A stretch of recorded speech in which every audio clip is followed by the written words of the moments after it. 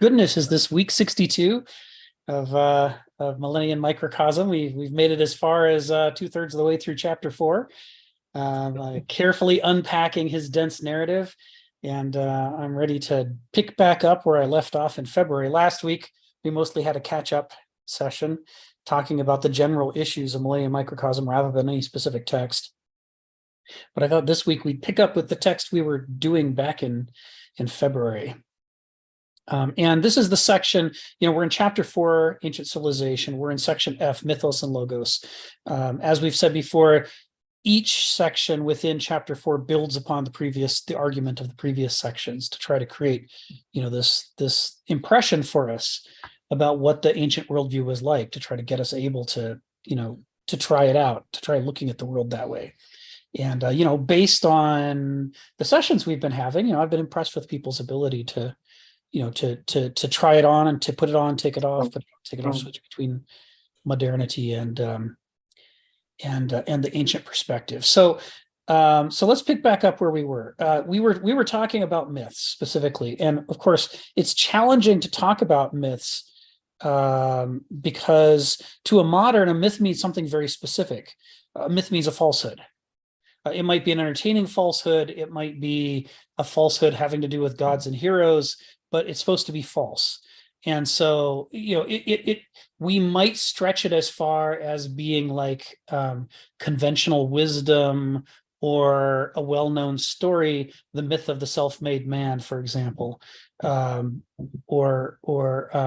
Pico della Mandola's myth of, what it is to be human. But none of these usages of the word myth are ancient usages. And as long as we use the word myth in that terminology, we're not actually immersing ourselves in the ancient worldview. We're staying in the modern worldview and caricaturing the ancient worldview. The key thing about myths is that they represent truth, not falsehood. But they don't do it through provable, logical, literal, factual means. They do so by analogical means, by using analogies. And that the use of analogies is done because the things that myths are trying to teach us about are things that are still too hard for us to represent scientifically or logically or mathematically or what have you. There are things that are incredibly important to the human condition. In fact, in many cases, they're the decisive things about the human condition, the most essential parts. But by their nature, they're also slippery and cryptic and hard to pin down. An example of that, as a category of issues is, why does somebody make the choice they make and not some other choice?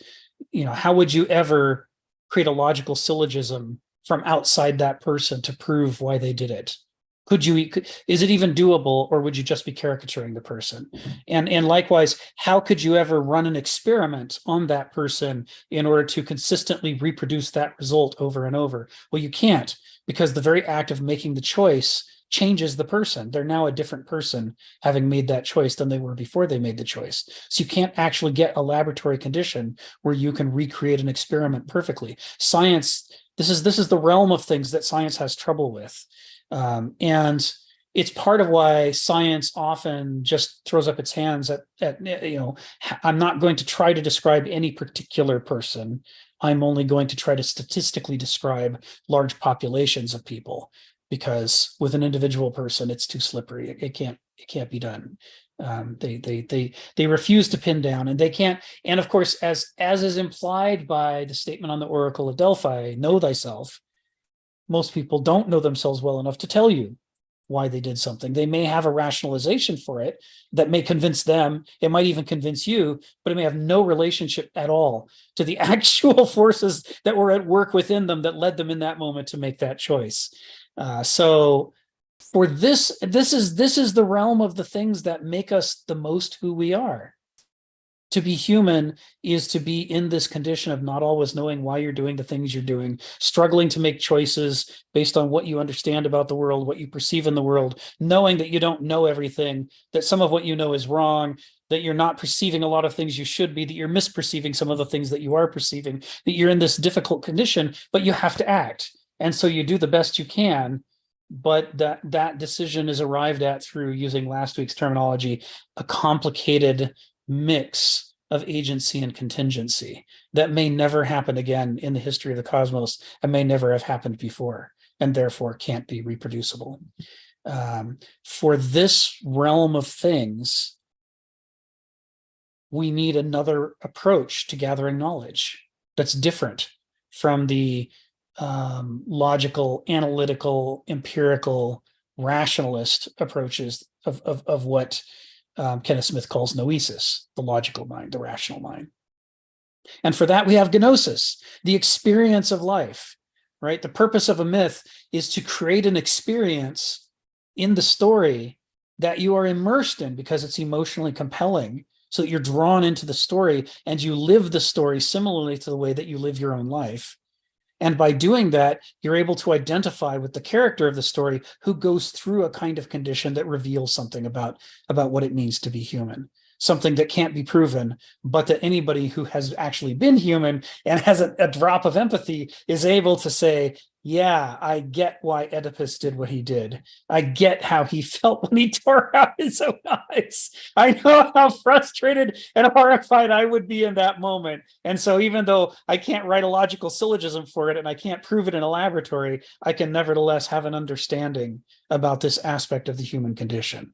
Mythos in the ancient term is not a lie or a falsehood. It is that form of explanation that is ideally suited to this widespread and incredibly important aspect of human existence that can't be well understood the other way, using the other faculty. We might say that mythos is the logic of gnosis. It's how, or the language of gnosis, it's how gnosis can be expressed. Just like systems and logic and mathematics and reasoning and proof are how noesis can be expressed. And so if we've got these two faculties, we need to be able to express them both to communicate with each other. Mythos is how the Greeks did that. So this is going to be hard because we've been doing this for a few years, and I notice we always slip back into using the word myth in the modern way. It's the natural thing to do, and it goes back to the core observation that Kenneth Smith makes early on, which is half the reason it's hard to do philosophy in the modern age is that every single important, meaningful term has been redefined by the modern epoch to mean something non-philosophical, something that's the opposite in many cases of what an ancient might have meant by it. It's challenging. It's challenging to not only be trying to say what you're saying, but watching what you're saying and seeing whether the way that you're saying it or thinking about it is actually misleading us and slipping us right back into the modernist worldview that we're trying to learn how to step out of. Phil, go ahead. You got your hand up. Yeah, I was going to ask something about the text, but I'm going to skip that until later because we're on myth. And I guess the question I have is this. First of all, I believe in myths, so I'm not an enemy of it. But my thought is that mythos probably came along somewhat simultaneous with the development of language itself. That words, I think Greek words, I don't know Greek well enough, but I guess I've run into some other people who seem to know it better, that words were sort of somewhat ill-defined, but not in a bad way. Ill-defined that allows it to have a surplus of possibilities beyond the essentials. Okay, so that's what you just call, being involved, or I would like to call it immerse in being, rather than just outside and analyzing being. And so therefore, I think the human mind does have both aspects, and we're talking about now the decisive moment when the logos and the myth were colliding, between the poets. And so the poetic language embodies this kind of involved immersion into the whole of being. And so this immersion allows you to be entangled with the world that doesn't exclude the surplus, not just the center point. Because I've been asking, you quite often, it just seems like, seems to me like an individual in Greece, there is an identity of oneself as the self, but that self seems to be a little bit more distributed to others in the city. So it wasn't sort of like, there's me, there's you, like we're different, maybe we could be friends and shake hands, but we're not immersed with each other. Like at the closest we could imagine is we're immersed with each other in a family, right? I mean, we're entangled. And so in some sense, I think that sense of self, which you have the singularity of the self and this sort of dispersion into the community, I think means that we're more immersed within the culture in a way. And so there's probably less alienation, I'm a modern, so I guess I'm a little bit more used to living in alienation, but it just seems to me you're constantly outside of yourself as well as being inside of yourself. So I just thought that was kind of interesting how the language fitted exactly this idea of there's enough looseness in the language that it could express the surplus rather than isolating the thing itself. I'll just leave it there, Phil. Thanks, Phil. Yeah, this is part of what's, there's multiple levels at which to look at this that are all interesting and all contribute. And, it's I think I've mentioned before, it was Robert Graves' Greek myths, his collection of the Greek myths, that was the very first Greek myths book that I ever read that foregrounded the way that there were many different versions of the myths that were familiar to us, that we had always learned from Bullfinch's and from Hamilton's and other collections, that there was a myth of Theseus and that there was a myth of Hercules and so forth. But what Robert Graves reveals is that all the different localities in Greece and all the different tribes had their own versions of these myths, and they were often completely contradictory. Like, is Athena really the daughter of Zeus who sprang forth from the head of Zeus, as we all learn in Hamilton? Well, I mean, yes, some of the Greeks believed that, but other Greeks thought that Athena was the daughter of Poseidon, and that the reason that Poseidon and Athena struggled for who would be the owner of Athens was that, he'd already had it because he was the father, and she was the upstart who was taking over Athens from her father. It's a very different myth from the version told in Hamilton.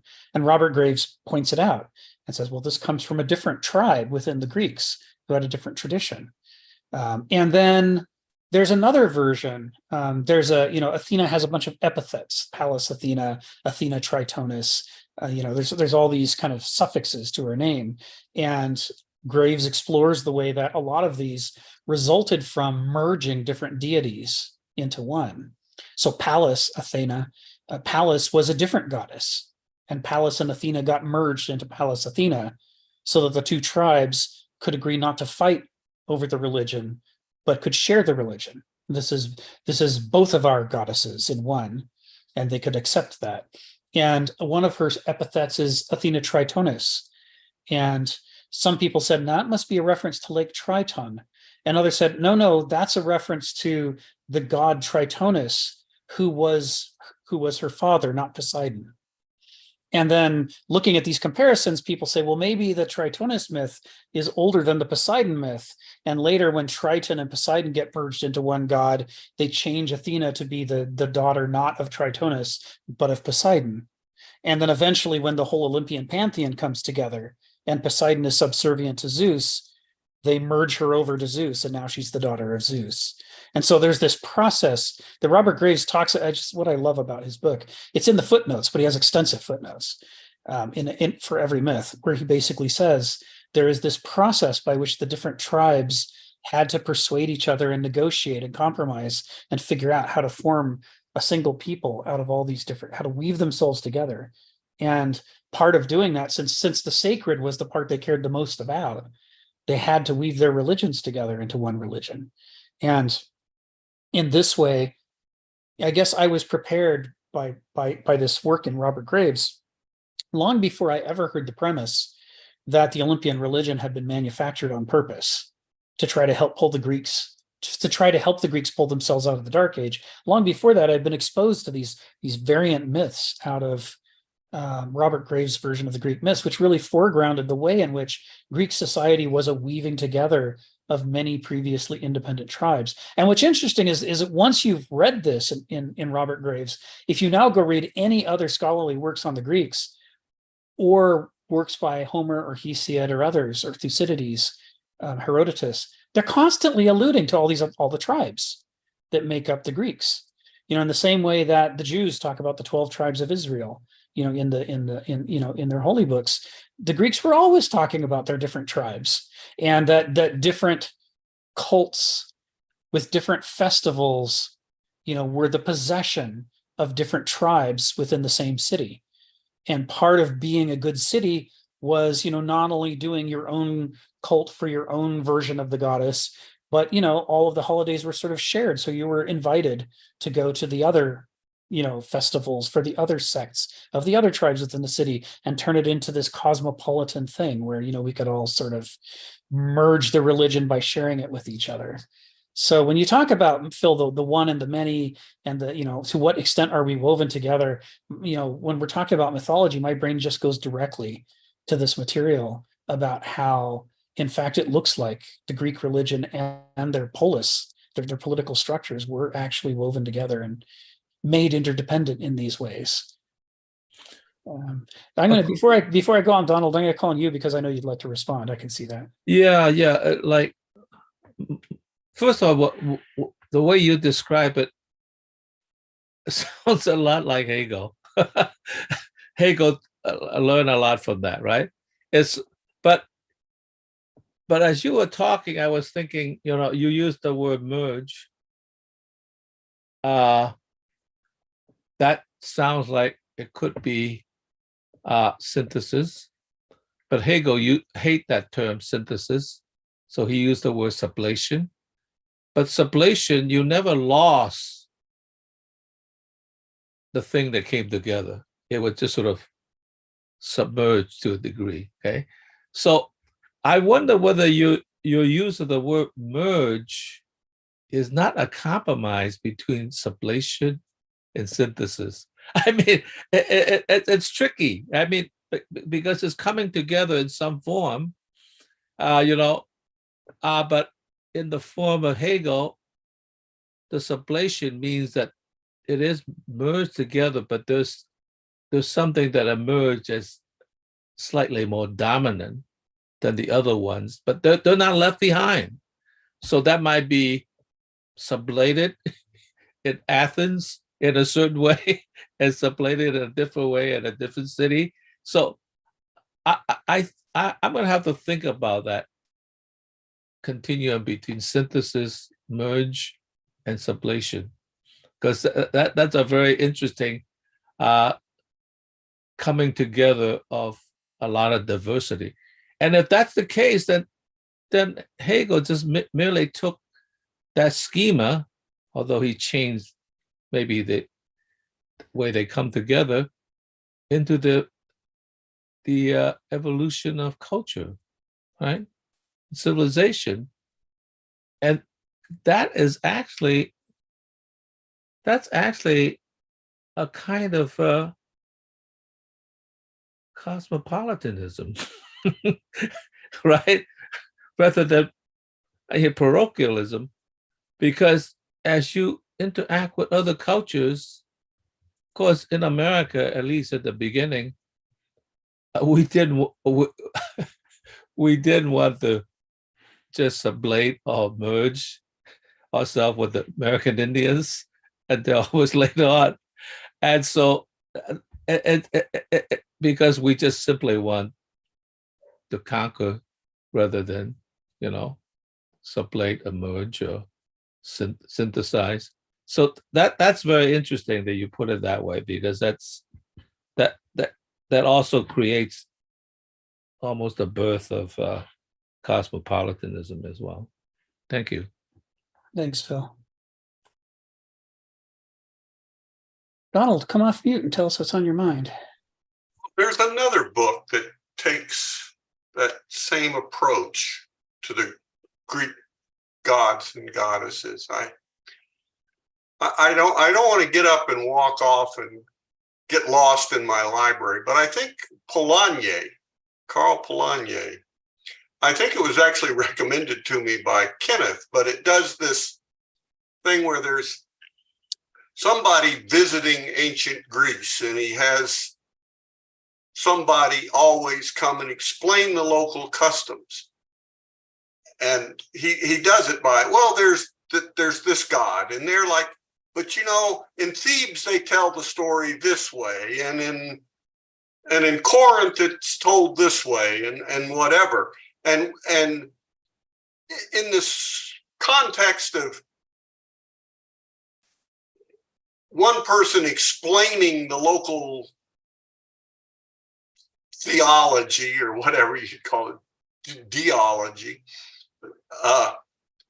how they work in all the variants, and it's quite different from just a canonical version. Everybody had a canonical version, which means there wasn't one, I guess. But I don't know if that book is harder to find or easier to find or whatever. I have Graves and I have Polanyi, and of course I have Hamilton, and I have all, I got a lot of them. But I think Polanyi stands out to me as one.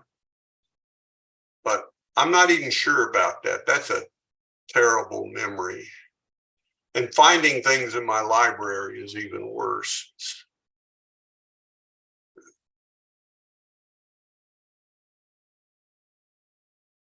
Yeah, Polanyi is definitely on his list that Kenneth recommends. I can't quite put my finger right now on the title. I'll keep looking, but it's these sorts of moves are interesting. In addition to the Gilbert Murray book I cited there, 5 Stages of Greek Religion, Gilbert Murray's other big work, Rise of the Greek Epic, is also really useful for this. It shows the extent to which the Greeks were deliberately manufacturing their myths. They had mythographers. The original purpose of the Olympian Games was not just to have sports, but was also to have competition in working to weave the religion together. They had tragedians and poets working to pull together the different strands, and the people would vote and say which were the most successful, who has done an excellent job of weaving us together and finding meaning in our previous beliefs, so that we can cling on to now. Sophocles, for example, won that contest a number of times, which is why we know some more of his plays. This kind of anthropoculture as a deliberate cultivation of human beings and culture and religion is a part of the theme that's going on through this, and mythoi have to be understood in that context. We can't settle for the modernist interpretation that a myth is just a bad scientific explanation. That's what we want them to be, in order to fit our predecessors into the great march of progress in which we're better than they are. They have to be inferior to us. So we find the thing that's bad about myths, like that's not how the sun works. That's not how genetics works. That's not how, X, Y, or Z works. We say, so that must have been the purpose of the myth, because that's worse than our scientific explanation. Ergo, it fits our little ladder that shows us being above them. But the idea that that might not have been the purpose of the myth, that might have just been there in order to attract the attention of the listener. And the purpose of the myth might have been to show what happens when you're blind to your own character. No matter how smart you are, no matter how energetic you are, no matter how many lucky you may be in other ways, if you are not self-aware and self-critical, what kinds of trouble can you get yourselves into? Well, behold, Oedipus Tyrannus. Here's a story about a smart dude, like a lot of us think we are, and what happens to him when he goes forth unarmed by the larger context and lacking the deeper principles of life. What kinds of errors can happen? Okay, so let's go on to Pensive. Why don't you come off of mute and tell us what's on your mind? How's it going? Can you guys hear me? Yes. Oh, I think Rick is muted, right? Yeah, hearing Phil talk about how separated we are, and then last week I was listening to you guys' video. I couldn't jump in. It really reminded me of a book that I've been trying to finish, but I haven't been able to finish. I keep going back into it. Future Shock, 1970s, and this book pretty much foresaw the rise of technology and the state that we're in today, where he says that there was the rise of the modular man. And an example of that was he increasingly becomes a suburban personality who cannot have very close, intimate relationships with his neighbors, because if he would actually try to establish any deep connection with all of the people that he comes in contact with, he would go crazy. Like, you would psychologically not be able to bear all of the people's problems in your city. And so in comparison to previous eras where your local community, would be probably 30, 40 people, and people that live nearby you could handle that psychological stress of hearing their problems, investing time in their personal lives and remembering their stories. And I think the industrialization that we're in has created this explosion of cities, which makes it impossible for us to maintain kind of a deep connection. And so from what I recall, Alvin Tolfer saw that in the future we were going to communicate with each other in very short ways. And it reminds me of Twitter, where we just only have like these very close snippets, or the way that we talk to each other online. It's like very, very, very precise and in shorthand, because we have 100 other people, 1,000 other people that we're trying to interact with. And so I think it's the rise of technology, of the illusion that we seem to be closer to each other, but we're not psychologically, because it would just be too much to bear. And I think Toffler not only touches on that, but just touches on the nature of modular living. And he basically, in not predicting any precise way, he saw Airbnb, where you no longer live in a home, you no longer have a home, you no longer have a vehicle, because everything is modular and you have to be on the go. And so that kind of explains what Phil was talking about. Like, we are no longer united, because if we were trying to be united in our era, we would psychologically be unstable. And so I think that's one of the components as to why we no longer have any deep relationships. We can't, like we're like overloaded, so and so we retract to that, and we become very superficial in the way we speak, in the way we live, in the way that we have romantic relationships. That kind of comes to mind. And so the Greek culture didn't have that problem. They didn't have the problem of being overloaded with relationships. So I think that might be one of the issues that we face today. And also, I think it's the idea of revelation, right? I think Stephen has touched on that. The idea that revelation cannot also be a method to understand truth takes away any idea that these mythic stories or theology or religion has anything to teach us to make our relationships better. I don't think revelation is taught as a method in philosophy school. It's only empiricism, rationalism, and some kind of situational epistemology, but they never mentioned revelation as a method of epistemology. They completely write that off as just like in the theology department, it's no longer a valid method, because who dares to say that there might be other beings besides in the universe who are divine? No, that's not scientific. That's just myth, right? Like fairy tales, right? Maybe there is another entity that created the world. Nope, that cannot be the case. And so I think that's another thing that I remember Stephen talking about, how many of the scientific mindsets don't allow for us to understand how to form our characters, because we no longer believe in revelation as a valid method. That's kind of the two ideas that I had, listening to you guys last week and then today. Thanks for that. Yeah, Future Shock was a hugely influential book, and there's a lot to be learned from it.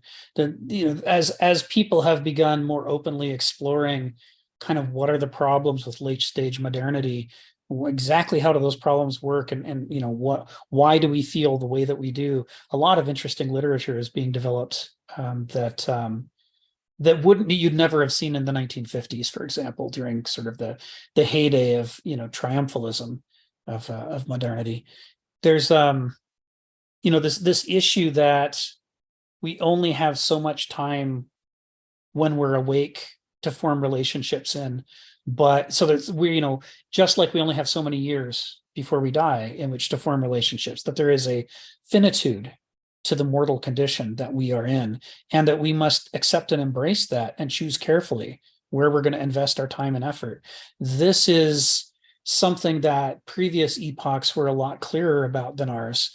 Our epoch really wants to pretend that we can be like gods and live forever, and we can learn an infinite number of things and have an infinite number of relationships, and we're sort of trying to deny the finitude of the human condition. And that takes a lot of forms, but one of them is this kind of frantic race for as many connections as possible, even though the connections themselves might be very tenuous and weak. And where part of where that manifests, I lived through in the VA, about 1,000 people I knew nationwide were working on medical software together. We were all collaborating. We thought of ourselves as a community, but the moment we were put under pressure, we disintegrated. We had no actual solidarity. We called ourselves a community, but we weren't a real community. If you push on the Jews, they're a community because they have made themselves a community by persisting under pressure. If you push on the Navajo, they hold together because they know how bad things can get. They know how important it is to have solidarity with each other. They don't try to have a relationship with every human being. They try to form a coherent group that can protect itself and take care of its members, in addition to whatever kind of outreach they might want to do. At a minimum, they want to make sure they cohere as an organism. And most modern societies are incapable of doing that. There's been some interesting sociological work in the late 19th and early 20th centuries on the difference between Gemeinschaft and Gesellschaft. Distinguishing between sort of genuine community versus mere society. Are we together because the law says we're together, and we consume from each other, and we vote with each other, and we root for our sports teams together, but that's it? And otherwise we don't really know each other very well, except in the most superficial ways. And if push comes to shove, would we all turn on each other? This is the Gesellschaft, the formal society that's critiqued in these early sociological works. Whereas Gemeinschaft is more of a, we not only identify as individuals, but as a group, such that we would be willing to sacrifice for the group and fight for the group and protect the group. And if other people are suffering, we don't just send thoughts and prayers, we get off our butts and go help them. So that people don't suffer within our community. And there might be other people in the world we also want to talk to and we also want to help, but at a minimum, we try to hold ourselves together like an organism, because if we don't have that, then we don't actually have a community. We just have an anti-community that we call a community. And the very first time a tough wind comes along, it'll knock us over. I'm also struck in what you said by that tension between how much time can we be social and how much time do we need to be private? Christopher Alexander, the architectural theorist, writes about this a lot in his Timeless Way of Building and his subsequent books. When he's talking about, design of houses and communities, he's constantly referring back to this need. You can't just try to force people to be extroverted and social all the time, and you can't just relentlessly give people private spaces in which to exist and nothing else. That we are both a social creature and an antisocial creature at the same time, and that what we really love is windows and doorways and porches, porticos. We like places that are half in and half out, where we can, hover and sort of shift back and forth across the line based on how we feel from moment to moment. We can dip our toes in the society, and then as we start to get overwhelmed, say, okay, that's enough. We don't have to, undergo a marathon in order to get back into a private space and say, I can turn this off now. I don't need to be part of this. People who have cats talk a lot about the joke that the cat seems to want to go out. So you open the door and then the cat goes and sits in the doorway. And you're like, no, you have to either go out and I shut the door, or you come in and I shut the door, but you can't just sit in the doorway. And one of the things that I observed in Christopher Alexander's pattern language for, how to design houses is people are cats. We want to be right on the edges of things so that we can shift back and forth across those boundaries between social and antisocial. So yeah, so what you were talking about, it resonates a lot for me. And, Alexander's critique is that when you look at the architecture of modernist societies, you can see that they don't care about those needs that people have. Because like skyscrapers, there's an in and there's an out, and there's not much in the way of balconies and, terraces and outdoor rooms and indoor atriums. There's not a lot of spaces in between. You look up 40 stories of glass and steel, and not one of those windows will open. They're trapped inside. They can't be both inside and outside the way a person wants to be. Stephen, go ahead. Yeah, I was going to say there, I probably noticed for a long time there's a difference between mysticism and the scientific analytical way of doing things. And both are methods. They're not actually world conceptions. Rationalism is a world conception, but science itself isn't a world conception, because if it was such, it would be biased. Science would say, well, this is what I've got to tell you. And even if you experiment and find out it's not the case, well, this is my dogma. But science isn't supposed to be dogmatic. Now, if you're analytically, you could take a cat and you could chop it up and say, well, that's a cat. But if the other thing is, rather than do that, you look at the cat, you absorb what it's doing, and you say, that's a cat. Okay, which cat is real? Now, I remember I used to go into a park and get into a mystic mood, not deliberately, but just as a matter of habit. You go into the park, you're in a mystic mood, as they call it, because you're seeing something you like.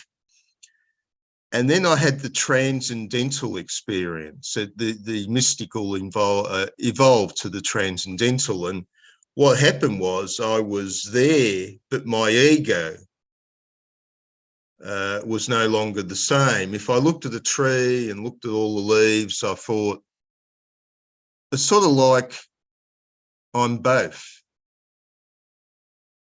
And so that's the sort of transcendental phase. Well, I say, if you can get through that phase and come to the phase above that, you'll receive hidden knowledge. This is what the mystics preach, but it's worth noting that every day we are quite immersed in a mystical frame of mind. We call them dreams. Now, I mean, if you were a worker in a surf down the bottom in ancient Athens and everybody else is telling you what to do all day, you're not going to really feel that great just to be a mindless worker. But you'll be living for your dreams because there won't be anything else. You know, in your dream, you might be a king. And, you know, you wake up in the morning with all the other slaves in their loincloths and you think, well, how was your dream last night? Did you have a peak experience? Because you're not going to find them in your waking life.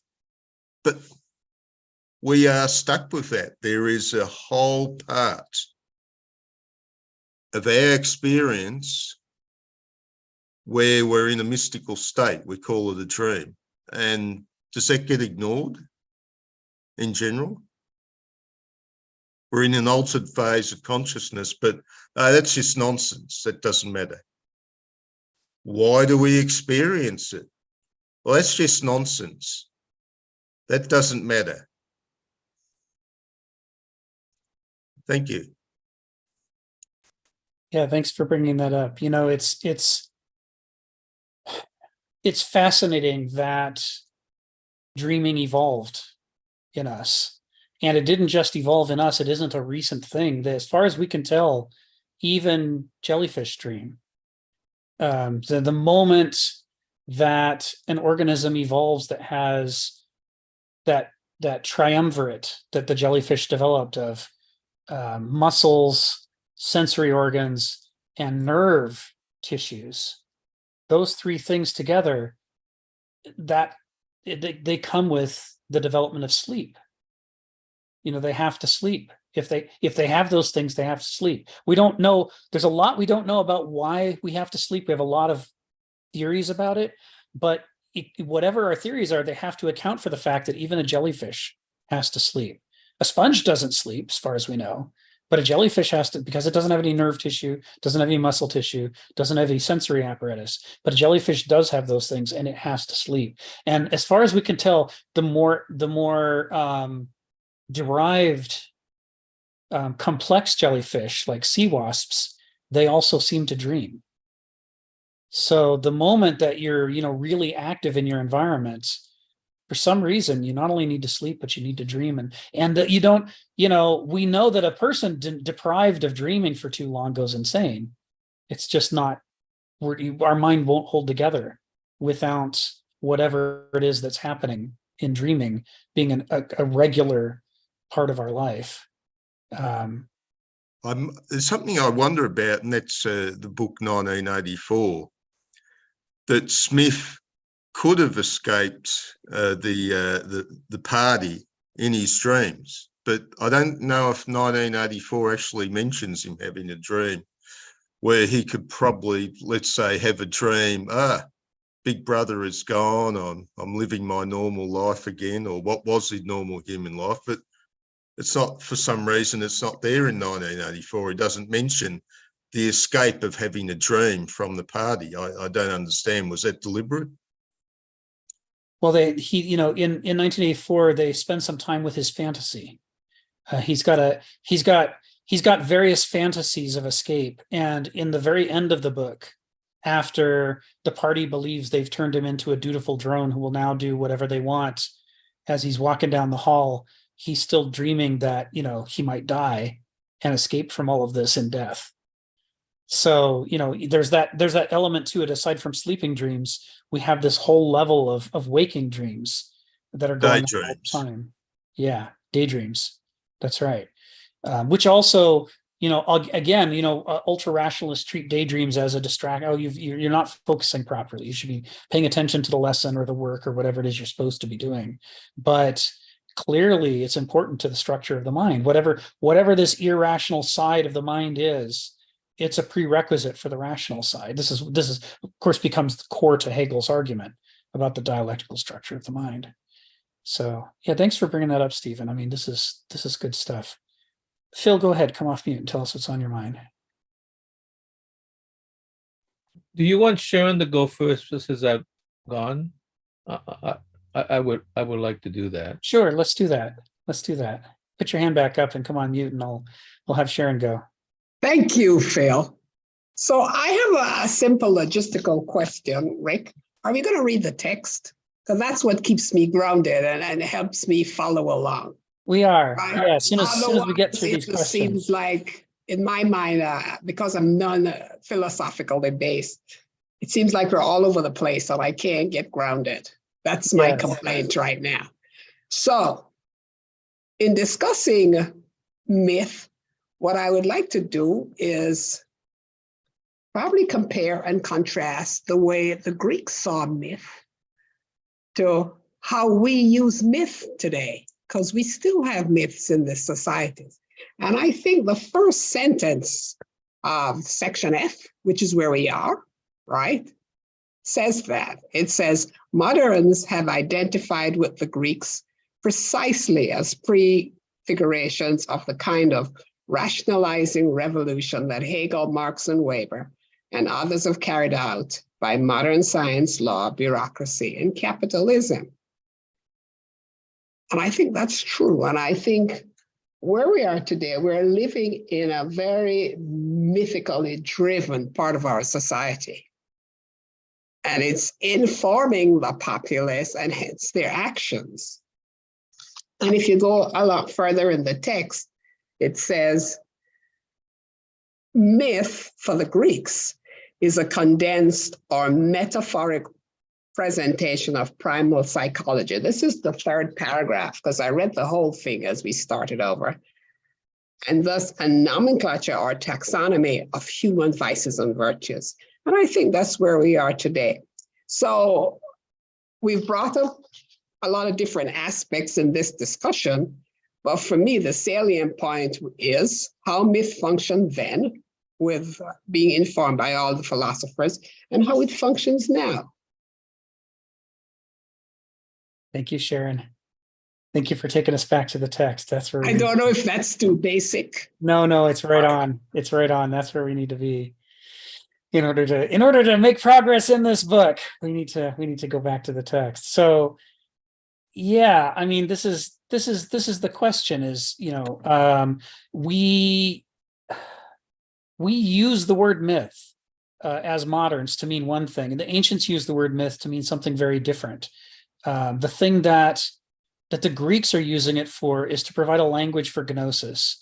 And specifically, if in preparation for today's session, I went back and reread section A. I'm going to be working my way back through the previous sections of chapter 4 mentally in preparation for each of these sessions for the next few weeks. And I was reminded of the way that in section A, he talks about the way that although nature is intrinsically true, that it's a source of truth and meaning, that in fact, the way that meaning is expressed is often in difficult to understand cryptic hidden forms. That is, as he actually quotes Heraclitus saying, "Fusus cryptus thae philae," nature loves to hide. And there's another quote from Heraclitus that's related to this that says, the Lord whose oracle is at Delphi neither conceals nor reveals, but gives signs. Right? Nature's not trying deliberately to obscure itself from us, but likewise, it's not trying to just lay in our laps the truth as a set of commandments. Rather, that the lawfulness of nature is difficult to perceive because it works indirectly through things. Why does a tree take the form that it does? Why does a fern take the form that it does? These are expressions of a deeper lawfulness that can't be seen visibly, but the evidence of which, the products of which can be seen everywhere. And so, for measuring the height of a tree or how many apples are on a tree or what have you, we have noesis, which can take us directly to the facts. But for understanding why there's a tree, why trees have tree shapes, and what sort of conditions would be healthy in general for trees, and what can we learn about human life from that, noesis isn't going to cut it because it's hidden, it's cryptic, it's encoded, it's indirect. And so we need myths in order to find a metaphorical but emotionally compelling way to draw our attention to those deeper principles. Section A, I compared the opening paragraph of section A to the opening paragraph of, let me see if I can point you to it. Chapter 5, Medieval Civilization 1. The opening paragraph of chapter 4 and the opening paragraph of chapter 5 have a parallel structure that compares the two epochs to each other and says, what is the principle at work that defines this epoch? It's got a similar structure. And when you see that, you can sort of see what the core themes are that he's trying to explore in chapter 4 by analogy with what he does with the medievals. And what you see is that in chapter 4, he really wants to hit these themes over and over of there is a lawfulness, and our lives and societies depend upon us discovering and heeding that lawfulness of nature. But because that lawfulness is expressed in complicated and covert ways, it's very hard for us to do that. And so myths become an essential tool for that. They give us the language for the other faculty of the mind, gnosis, that has a better time dealing with these experiential, instinctual, covert forms of wisdom that are built into the very structure of the way that the world works around us. I'm struck by, just to see the problem here from a modernist perspective, to see the extent to which we are unbalanced and emphasize noesis to the exclusion of gnosis. One way that you can see that is to see what rights do we give human beings. Like if you look at the International Bill of Human Rights, which is signed by most countries in the world, including the United States and Australia. And you look at that list of rights that all people have. And now if you do the equivalent thing and say, now show me the rights of a tree. I'd like to see the legal document that says these are the rights of trees, or these are the rights of rivers, or these are the rights of the mountains. And you'll find nothing. We give them no rights at all.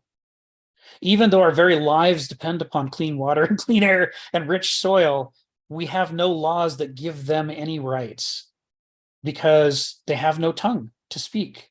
They have no language with which to express their desire for rights. They don't overtly interact with us in a noetic fashion that the law recognizes as making them a plaintiff before the law. So as a result, we give them nothing. And there have been a handful of exceptions. There was a tree, I forget where, I think it's in the south of the United States, that was given its own freedom through a quirk of the law. And I forget, I think there's a country in South America that has given one of its rivers permanent legal rights. But whenever that happens, most moderns look at that and go, well, isn't that weird and charming? What a strange notion. And we might even like it and think that it's a good idea, but we still, if our society basically is ignoring that, we're not giving rights to the implicit, the unconscious, the unspoken, the things that don't advocate for themselves. We're only giving rights to things that will deal with the law through the noetic channels that it allows for itself.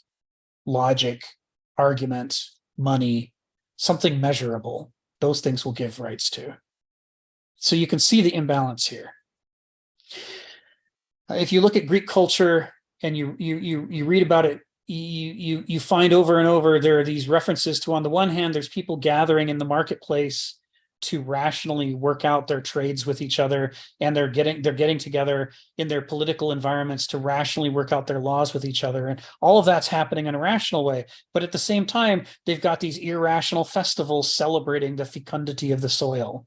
They have these festivals celebrating the return of spring and so forth, and those are not rational, logical, negotiated things at all. You can sort of see the way in which the Greeks are oscillating back and forth between trying to do justice to the products of noesis on the one hand through the law and the economy and so forth, and on the other hand trying to do justice to the fruits of gnosis in our understanding of our place within the larger forces of the cosmos, who don't need to negotiate with us but that we need to attend to. Anyway, that's some of it. We'll come back to the text in a moment. Phil, go ahead. Yeah, this has gotten incredibly complex, but I rather like the surplus that we're talking about, and I'm going to try my best to knit together a lot of stuff. First of all, I want to thank you for talking about the doorway. That's a very important metaphor. And I'll begin by saying, Duchamp saw that puzzle in a kind of criticism of rationalism, because a door is either open or closed, right? That's the either or. Well, he created this room, these 3 rooms, in which you have an entry room, and then two other rooms, and you're in the kind of waiting room, so to speak. But these other 2 rooms, there's only one door between them, so that when you open one and close the other, the door was both open and closed at the same time. It was a very funny little mind twister in a way that's objectify in something. And what you say about, your thing about being in the doorway, reminds me, so often I like standing in the city walls or at the city gates, because I want to be able to equivocate between the two. And I think that's a really important concept. And I think what happened is that I think as a human being, you have to have the ability to understand that the near and the far are not as far as you think. They're close. And if you could put that together in a way, then in a sense, you have what quantum entanglement is. Now, I'll not go too far because I don't know enough about quantum physics to talk about spooky, relationship at a spooky distance. I'm not going to talk about that. But, I think if you could weave together the near and the far, and this I'll address what Stephen said, that is about weaving together the idea of transcendence and immanence. And I think as human beings, we live in both worlds. And we don't want to throw away either one of them.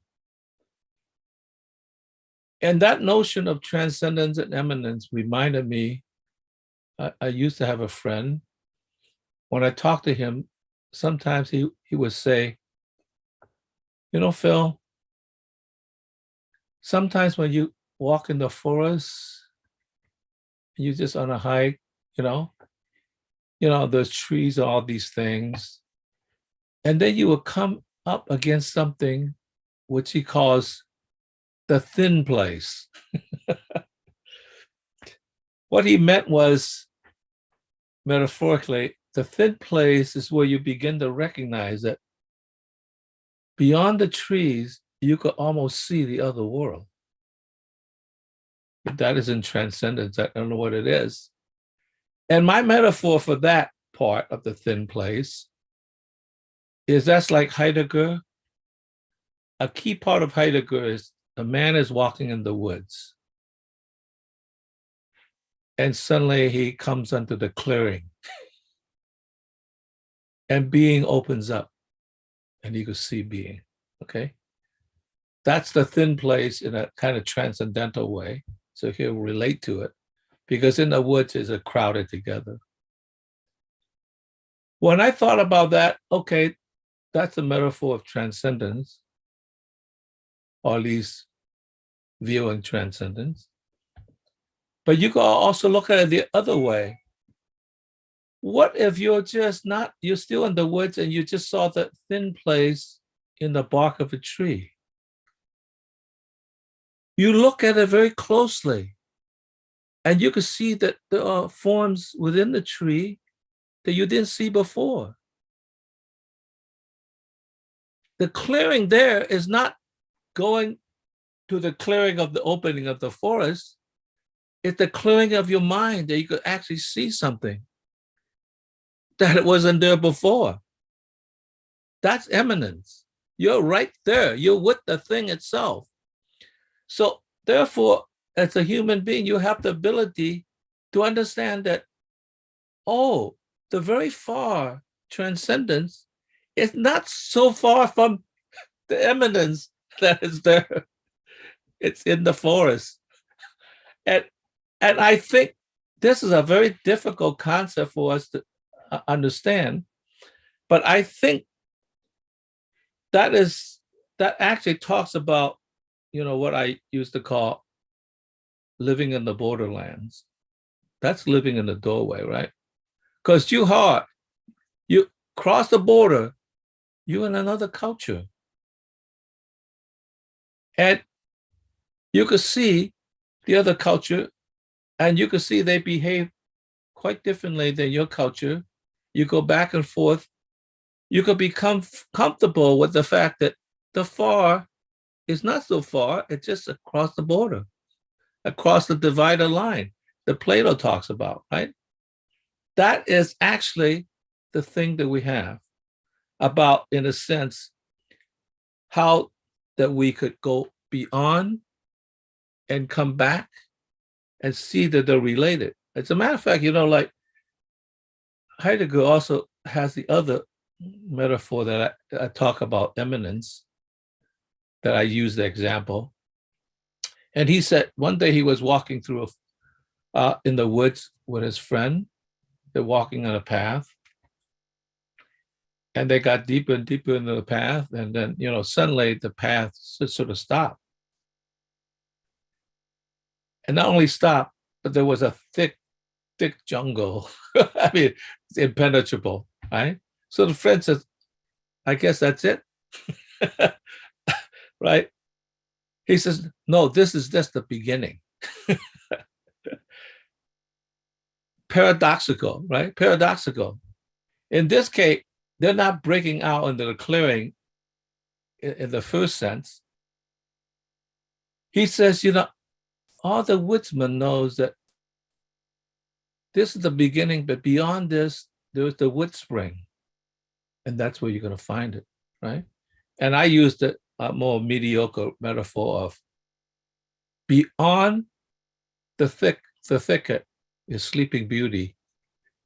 She's been waiting. She's been waiting. You have to be able to recognize that you have to make the clearing for yourself. And so I think that's important. And then finally, I'll conclude by saying, yesterday I was in a meeting with it was a Hegel meeting, but every other week we talk about somebody else, and we were talking about Habermas, talking about Herbert Marcuse. Herbert Marcuse wrote the book that he called The One-Dimensional Man, the man that's trapped in a certain structure.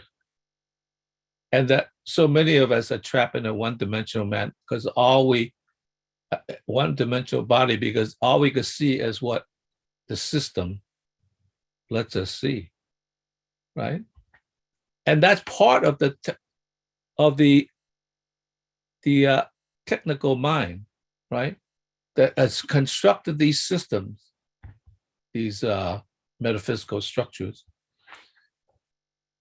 But he wrote another book that he considered the more important book he wrote. It's called Eros and Civilization. In other words, to be a human being, the way I look at it, to be a human being, man does not exist in mind alone. Man also exists in the heart. That's how you get to the other dimension. That's also about the dividing line. So many of us are alienated because we are forced to live in a one-dimensional world.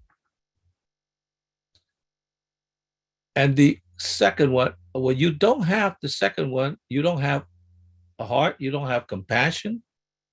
No wonder you're alienated, right? You're trying to figure out what is it that she wants? Right? I mean, you try to analyze it, you try to like do other check off lists, or maybe you get out your Apple Watch and and just time it, and, and as I say, they have these thing now. Apple has got thing where you can measure your heartbeat and all that. I could imagine you go on a date with a gal, and then you pick out this thing and check, and she said, "What's wrong? You have a heart condition or something?" He said, "No, no, no." He said, "Well, then why are you doing this?" "Oh, I think I like you. It's just that I'm checking to make sure." I'm pretty sure that she would be offended. Like, you have to have a machine tell you that you like me? Come on now. Right? You gotta be a one-dimensional person. So I think we have to learn how to equivocate and live in well, we would prefer the three. I guess existing in a two-dimensional world is actually being the third dimension, the third. But in some sense, we have to also exist and understand that we not only have a mind, but we also have a heart. And that's how we equivocate across the borderlands. That's it. It's a very complicated setup. Thank you, Phil. Okay, Pensive, come off mute and tell us what's on your mind.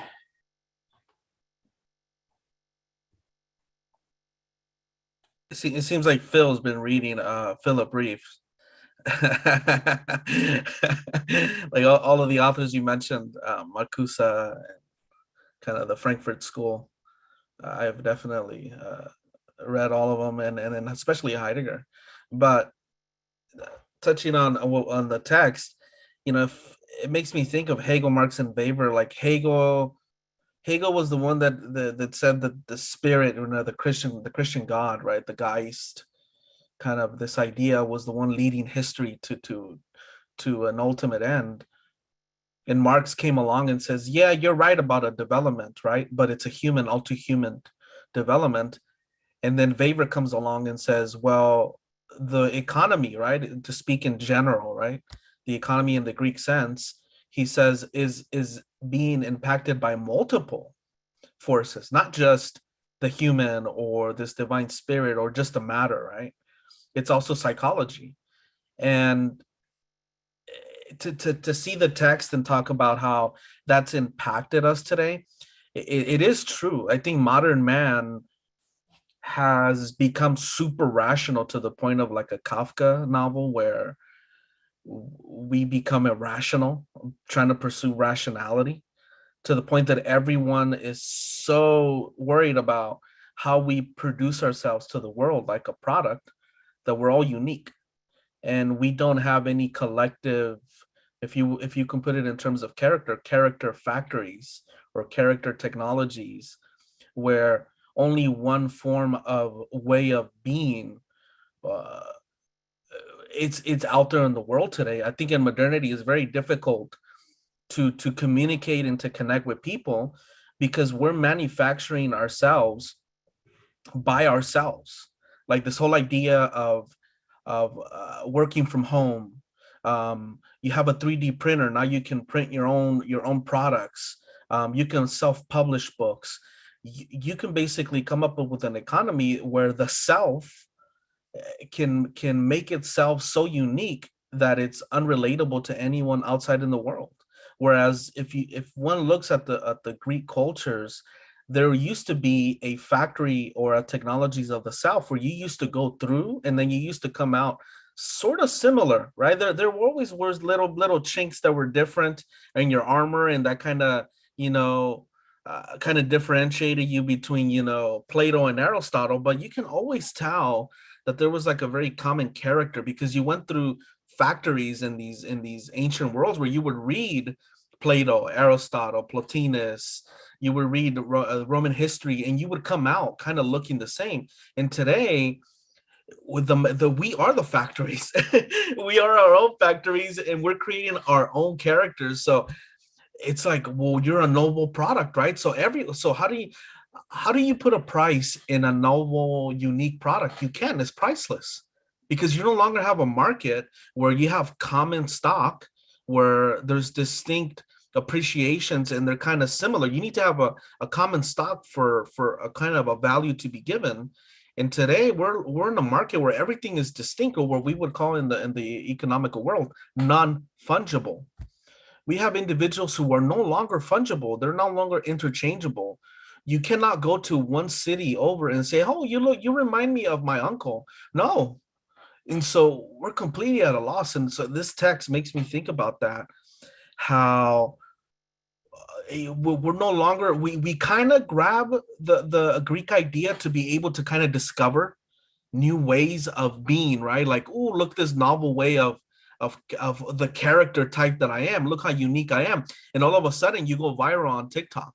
If you're a very unique individual that you manufactured in your home job, like boom, you blow up and you become a millionaire. You have a gazillion followers, and it's all a product of you, right? And so you look distinct as much as possible to become viral on the internet. And you know, then also the text I'm reading here, it says that the Greeks also sought extreme explanations. Man, like, to be honest, like, I don't want to go into like the left field, but if you guys been keeping up with lately how the government is releasing information on how the US has had these extraterrestrial vehicles with possibly extraterrestrial beings, like, this fits so perfectly, because now we're going to have another narrative, or maybe if it's real, right? If this government agency is not lying, then we're going to have a whole nother package of explaining new physics, new myths about the self, that we're not alone in the universe. And if it's possible, we're gonna start experiencing new ways of thinking very soon. So we can always go back and read Plato and kind of integrate it into modernity, because it is true. They always sought new ways of looking at the world, and always being surprised at what they found in the world. And I think we're still there. We are encountering new phenomena where it's given us new ways of looking at the self. Whether if we're not really alone in the universe, we're not the only thinking things, but there's also other thinking things that are better and more equipped than us. Then, oh my, like, it makes us go, it makes us start a new era, you know. But I don't want to take it down to, you know, Twilight Zone, you know what I mean? But at least is what's being put out there by these government agencies, that we're not alone, and there might be extraterrestrial human beings that we've been in contact for a long time, but government has stepped in the way and all of that. I think it's just a new way of thinking. And the Greeks were probably like that when they were discovering, for example, that things were made out of atoms, or the world wasn't flat, or, you know, it was actually spherical, or you can solve a whole bunch of things with triangles. Like, maybe they were in the same stage that we're eventually going to be. You know, that kind of, reading at the text, it makes me think about that. Expensive. Yeah, you know, there is this self-other issue that Phil was bringing up before, you know, plays out here, in that, you know, if we universally spread the self everywhere, then it becomes incestuous, and we really benefit from having an other to interact with. You look at the Greeks and you think, how many of the great discoveries and breakthroughs of the Greeks came because of their interactions with other cultures? Studying in Egypt, what did they learn and bring home? Studying in Mesopotamia, what did they learn and bring home? You know, it enriched Greek culture. We know that there's writing came from outside of Greece. You know, we laud the contribution of the Greek alphabet, but, you know, there would be no Greek alphabet necessarily without the Phoenicians, who invented the alphabet before it. And so there's this process of cross-fertilization that needs to happen.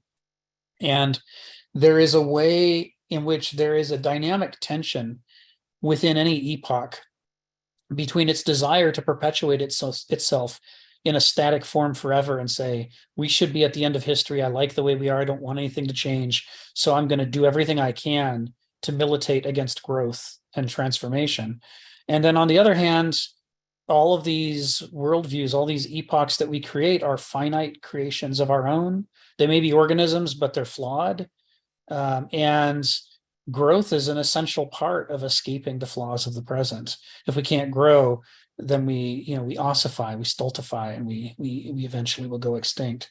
It is the hardest thing for each epoch to come to terms with, is its own mortality, and that it's going to have to give way to grow and transform. The very opening section A of chapter 4, is called Nature as Becoming and as Intrinsic Truth, and it's focusing on the Greek term phusis, which is their term for nature, and their term for nature is literally their verb becoming. That to exist at all in nature is to be in a process of transformation or aliosis. And so, using the Hegelian take on history, it is natural for each age not to be static and hold still as some kind of eternal truth, but to be in a process of transformation and change over time. And that, as part of that, each age is gonna rise to power, it's gonna flourish, and then it's going to fade away and be replaced by something else. And that's just how it's going to be. This may run counter to the interests of the powerful, who like things the way that they are and want to just keep them here forever.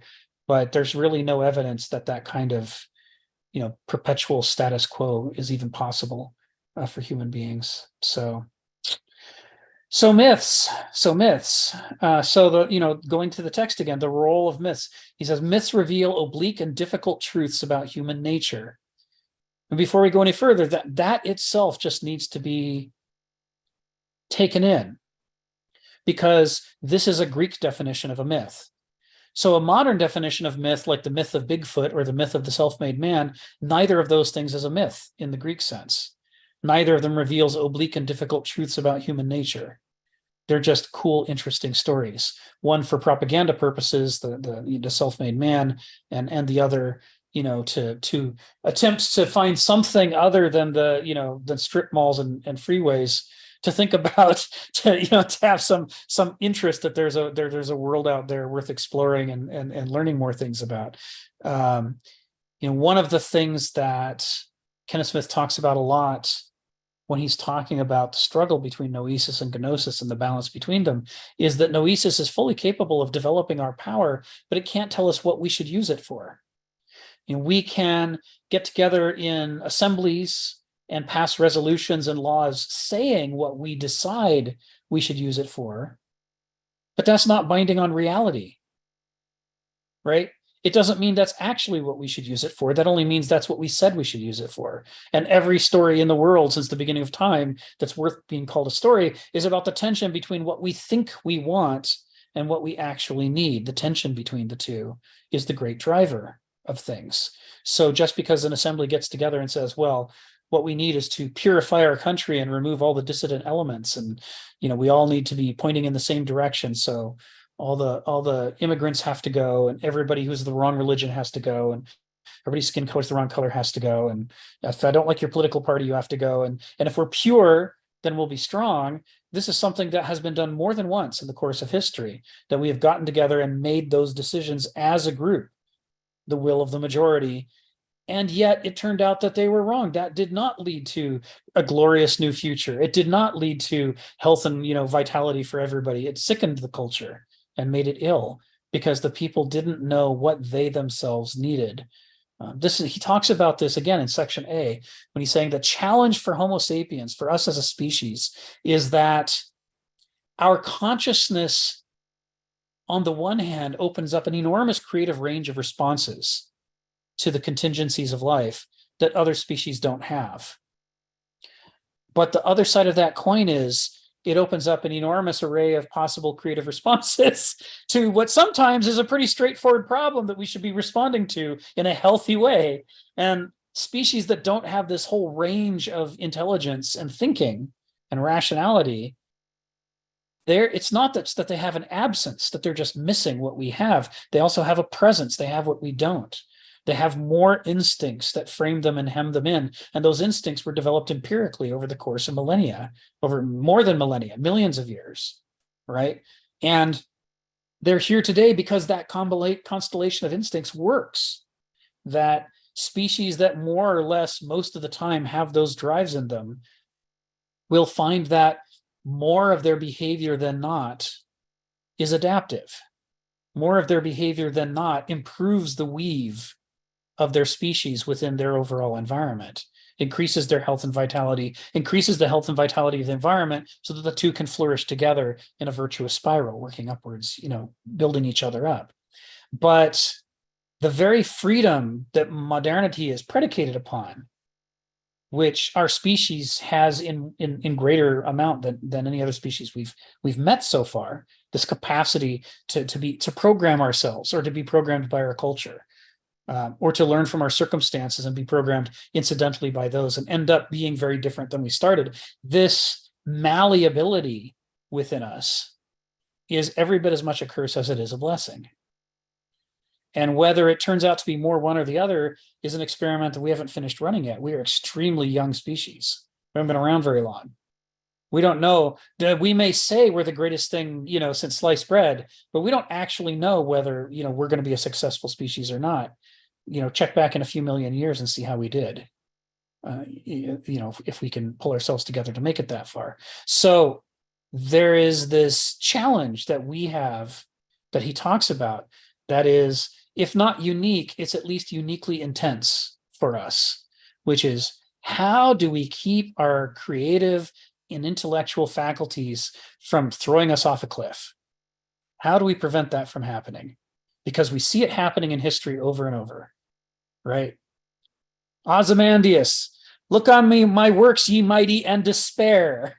I am the great and powerful Oz. That tendency to be so sure of ourselves and to set things in motion through our creative and intellectual powers, only to turn out all that we leave behind being ruins in the desert, or it's just a dude behind a curtain manipulating some levers. How do we distinguish among the many, many choices that our noesis is generating for us? Well, this is the role of myths in ancient Greek culture. The role of myths is to give voice to gnosis, to give voice to the actual lived experience of life, independent of ideology, independent of logic, independent of laws. What is it actually like to be a human being? What have people gone through? And how can we come up with ways to remember some of the most important ways that we could go right or go wrong? That's what mythology is for, according to the Greeks. Just something you can't just do logically. Donald, I see your hands up, so we'll call on Donald and then Phil. Go ahead, Donald. Yeah, we don't have myths, we have delusions. But thanks to Timothy Snyder in one of his asides, in his lecture on Ukraine, his course, he talked about that one of the most common things is what he called like the three-part story, or the three-part narrative. There was schematically, there's like a period of perfection that then there's some disruption, outside force, internal force, whatever. And what's desired is a restoration. And these commonly in the last few years have been called MAGA stories, the Make America Great Again story, that particular delusion. And they're rather derisively referred to that way. But then he said he would like to tell some other three-part stories, like a couple that lived in a garden, and then an outside force, outside influence disrupted it and destroyed. They were exiled, and then they've spent all of history trying to get back. The Adam and Eve in the Garden of Eden. And then he said one though that he thought was that more moderns should think about was human beings used to live a wonderful pastoral existence where and then he sort of gives it away. He says, where their labor was not alienated. But then there was an outside disruptive force, money and capital. But after the revolution, there would be a restoration where our labor was no longer alienated from us, that almost,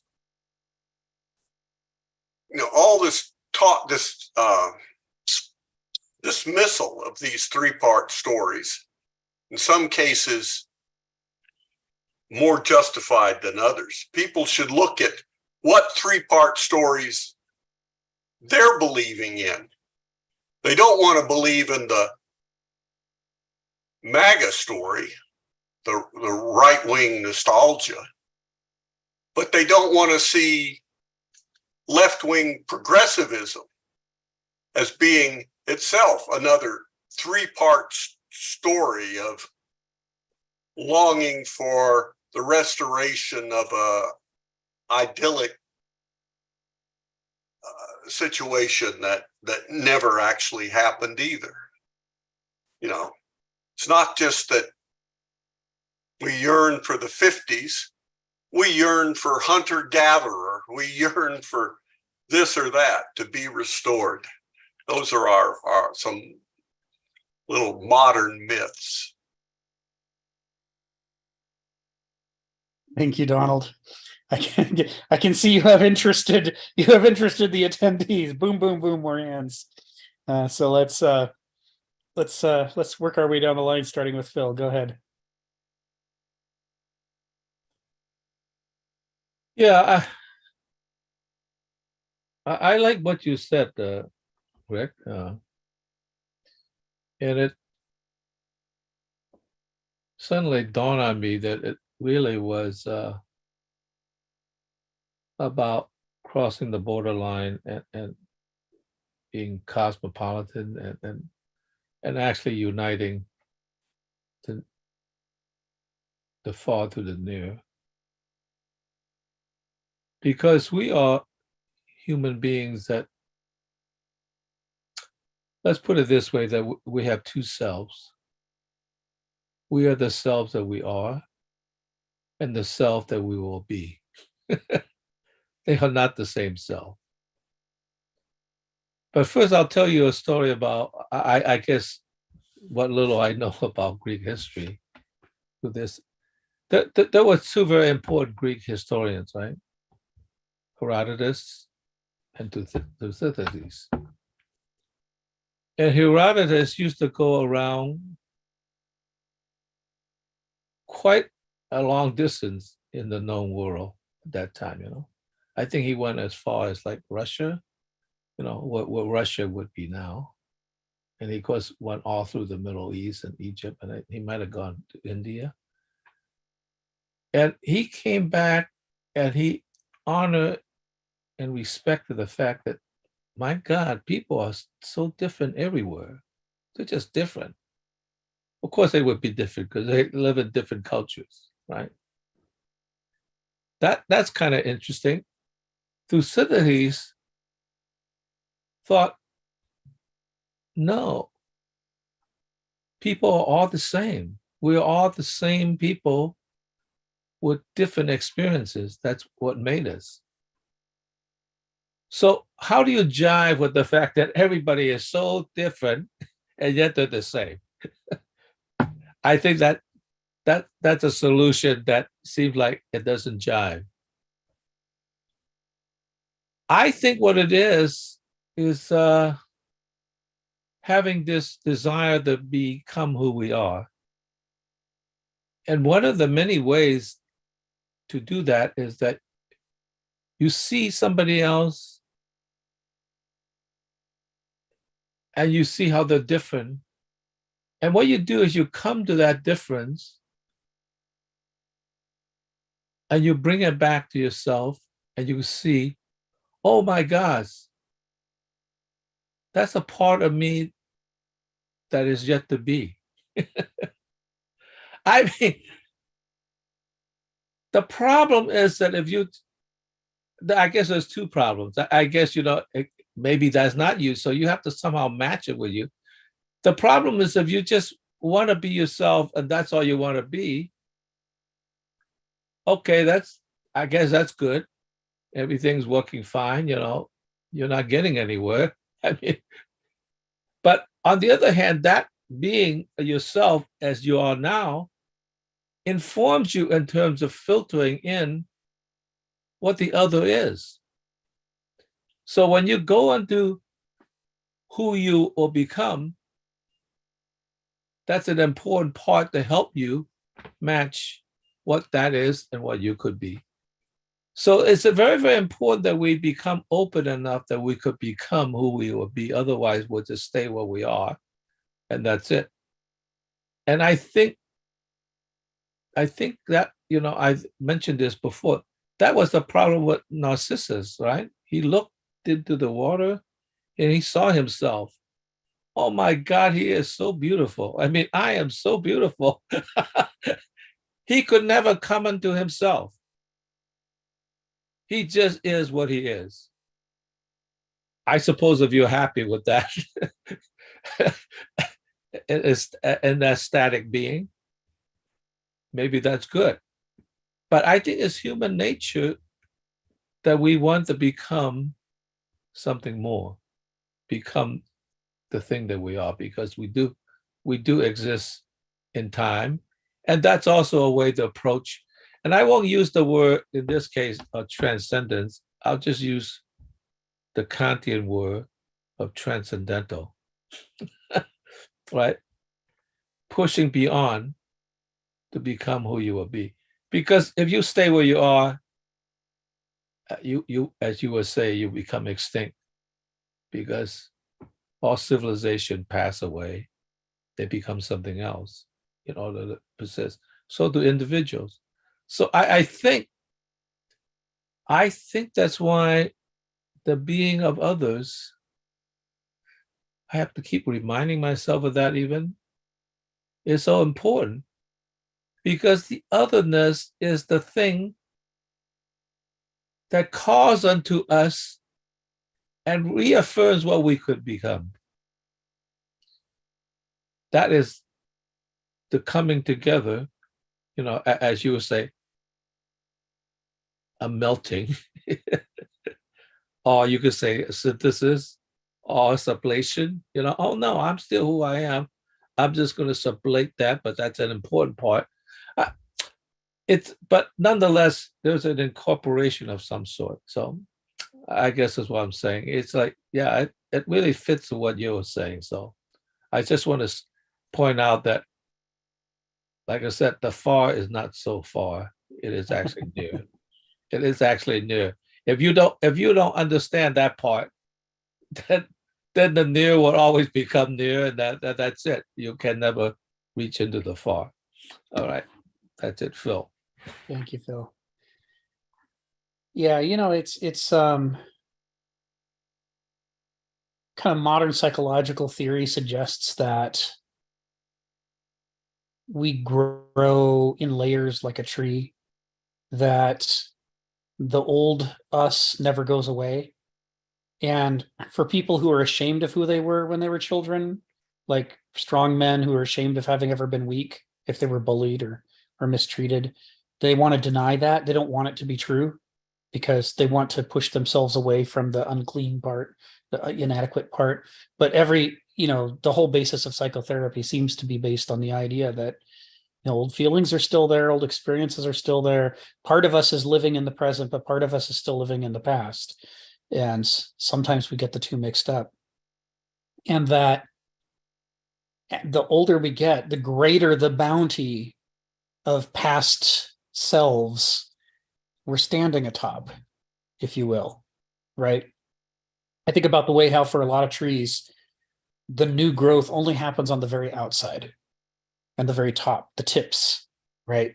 They reach and they swell, and that's how they move. That's how they change over time.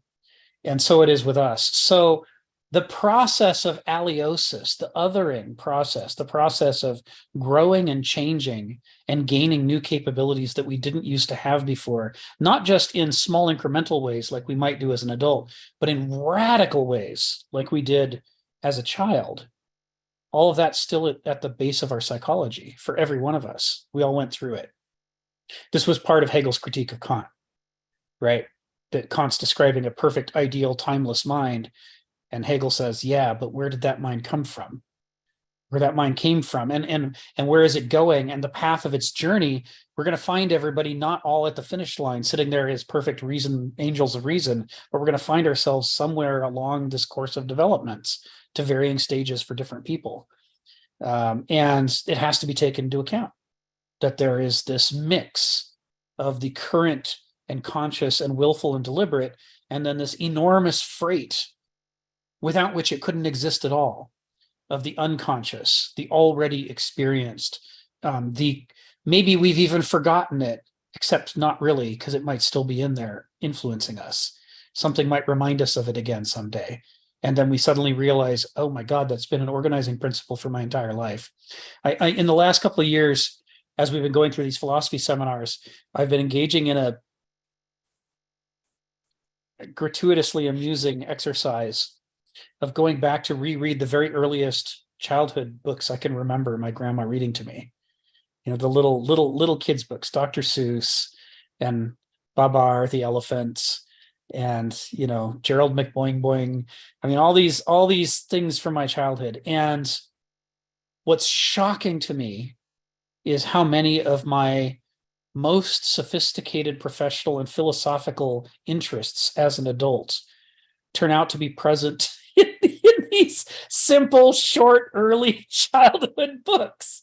You know, McGilligan's Pool, right? The little kid fishing in a little mud puddle in a field, and the farmer pointing and laughing at him because, like, that's just a puddle. There's nothing in there. He says, well, I don't know, man. I mean, you know, it looks like a puddle, but it might be deeper than you think. It could go way down. If you actually investigated it, you know, underneath it, there might be whole caverns and caves and all sorts of mysterious creatures. It might lead to the sea and all these undersea realms. And, you know, so you never know what you might catch. You know, things are deeper than you think there. Is this not what philosophy is about? That it's worth uncovering the surfaces of things and looking at where they came from and what deeper is going on. That's the whole thing he says about mythoi in this chapter, you know, is this idea that because of the structure of nature, you know, the deep principles that explain things are not on the surface where we can find them. You have to go fishing in McGilligan's Pool, you know, and see what might be down there deeper than the surface. You know, you like to think that you've come a long way, baby. You know, that we've really grown from our very earliest, you know, barely verbal stages. And yet here I am finding, you know, not just that, but, you know, a lot of my core concerns in life are just in these early books. And it's sobering.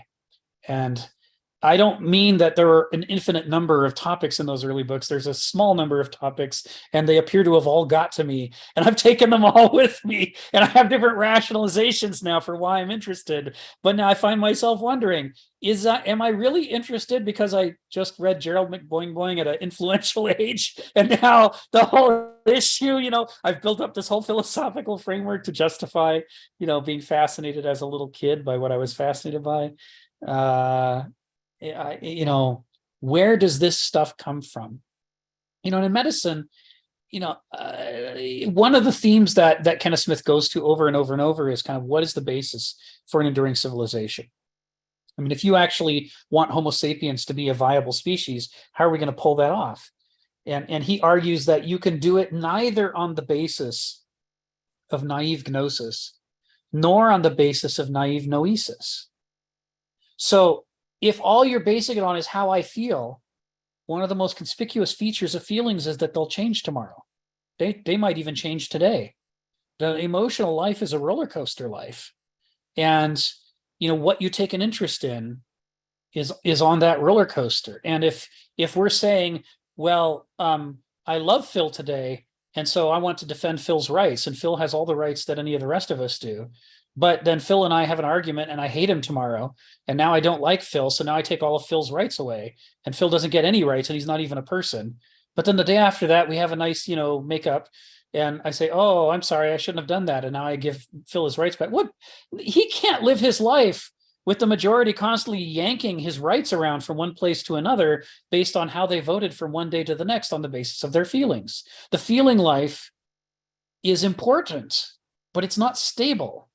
It's not stable enough for us to trust each other all the time with. We need more to life than living as though each day were our last, right?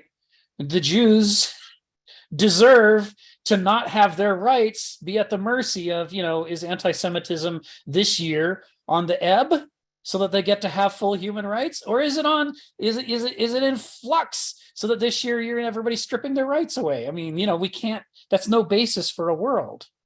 You can't do things that way. It's not viable.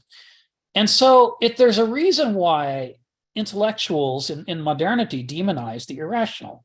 They look at that and they say, well, you can't make a civilization out of that. You have to have a rational basis. We're going to get together and form parliaments and laws, and that's how we do it. But they're ignoring the role of delusion and ideology.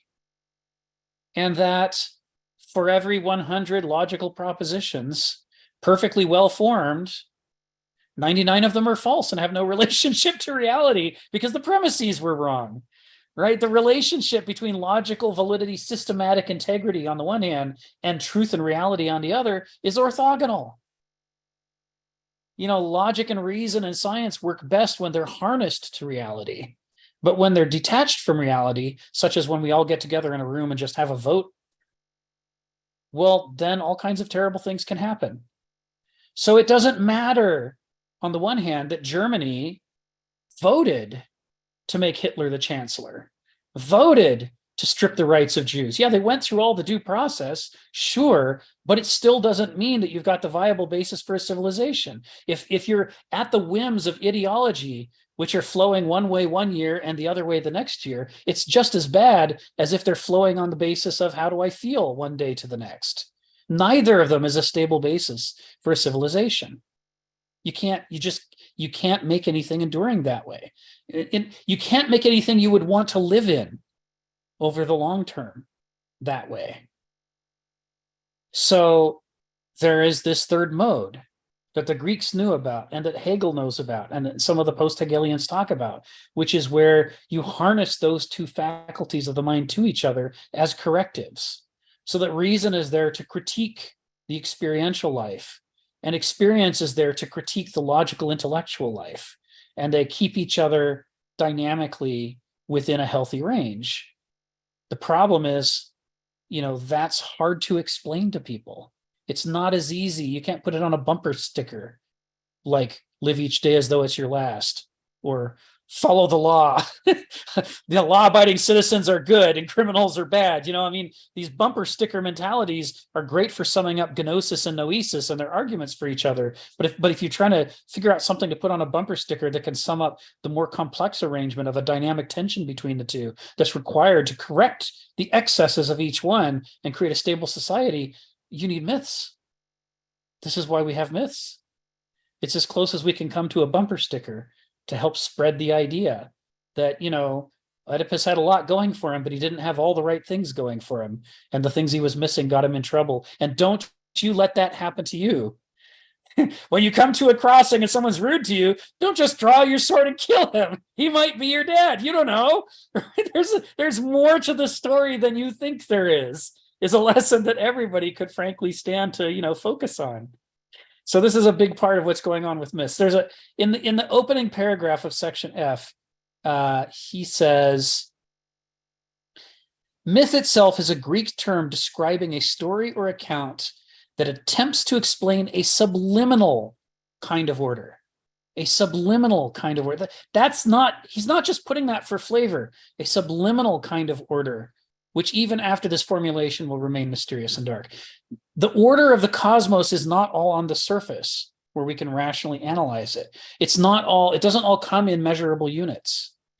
Science is great for the things that do. It gives us a way to through reproducibility and experimentation, through challenging our assumptions and putting them to the test in the crucible, it gives us a way to weed out a lot of our ideology and get closer to reality.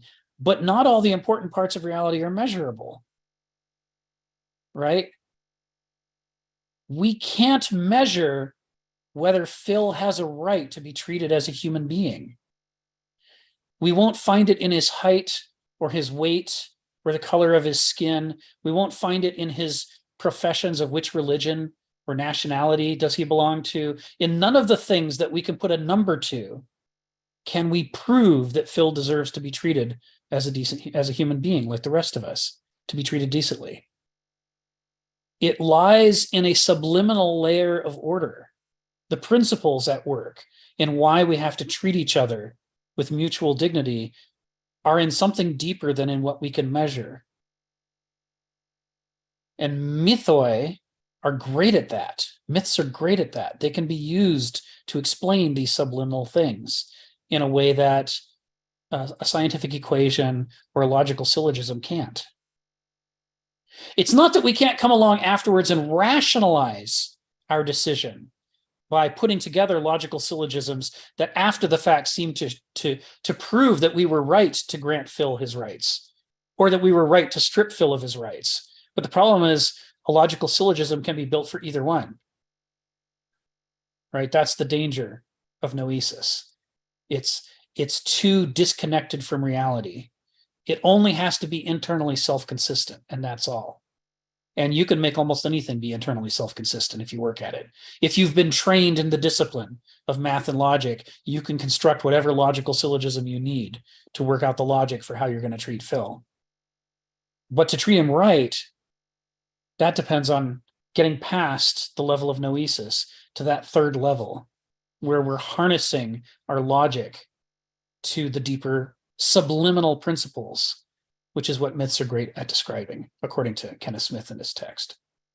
So, all right, let's go back to the questions. I'll do the three hands, and then I'll come back to Shahad's question in the chat afterwards. I'll treat him as the fourth question. So let's start with Pensive. Go ahead, Pensive.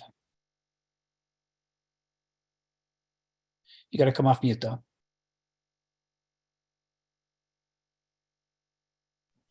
Oh, there you go. So thinking about the question that you said, it makes me think that I think philosophy went wrong when lawyers or sophists started to use it as a way to pump their careers. Even Plato and Socrates, kind of looked at sophists, which were like the grandfathers of today's lawyers. Like they use reasoning, philosophy, right, what encompasses a great deal, to push their cases for whatever reason. They didn't care whether it was good or bad. And in my opinion, if we actually want to see some kind of positive impact in our society, we need to start having doctors or people from the medical field. We need to see philosophers come more from the medical field, from the surgical field, into philosophy, in order for us to actually be to advance for the sake of how do, when you ask the question, will we survive? If you check up us, on the human race, thousands of years later, will we still be here? And I think when you ask the question, do Jewish people have rights? Does Phil have a right to exist? I think someone who comes from a medical field, who philosophizes over a body, and he looks and he asks the question, does this organ have a right to keep on functioning like it's supposed to? I think it's a lot different than philosophizing over a book of laws, where it's like, well, what are the interests, right? If we allow the Jewish people to still be in Germany, that means that the working population of Germans, non-Jewish individuals, don't have as much working opportunities because there's too much competition. Jewish people are very good sellers because historically they had to be merchants, right? They tend to move from one country to another, and so they perfected the skills of being a merchant.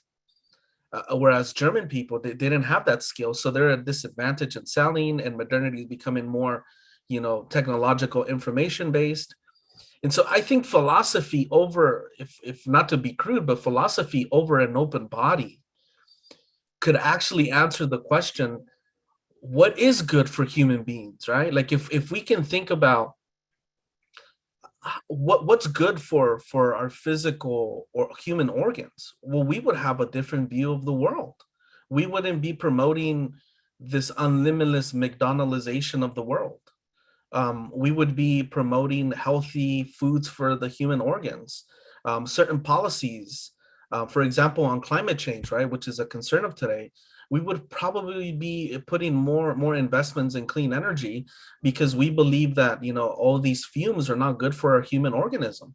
We probably would have banned smoking a long time ago, because smoke doesn't belong in our lungs. Right? You know what I mean? Like, that's an invented conception of intoxicating our lungs.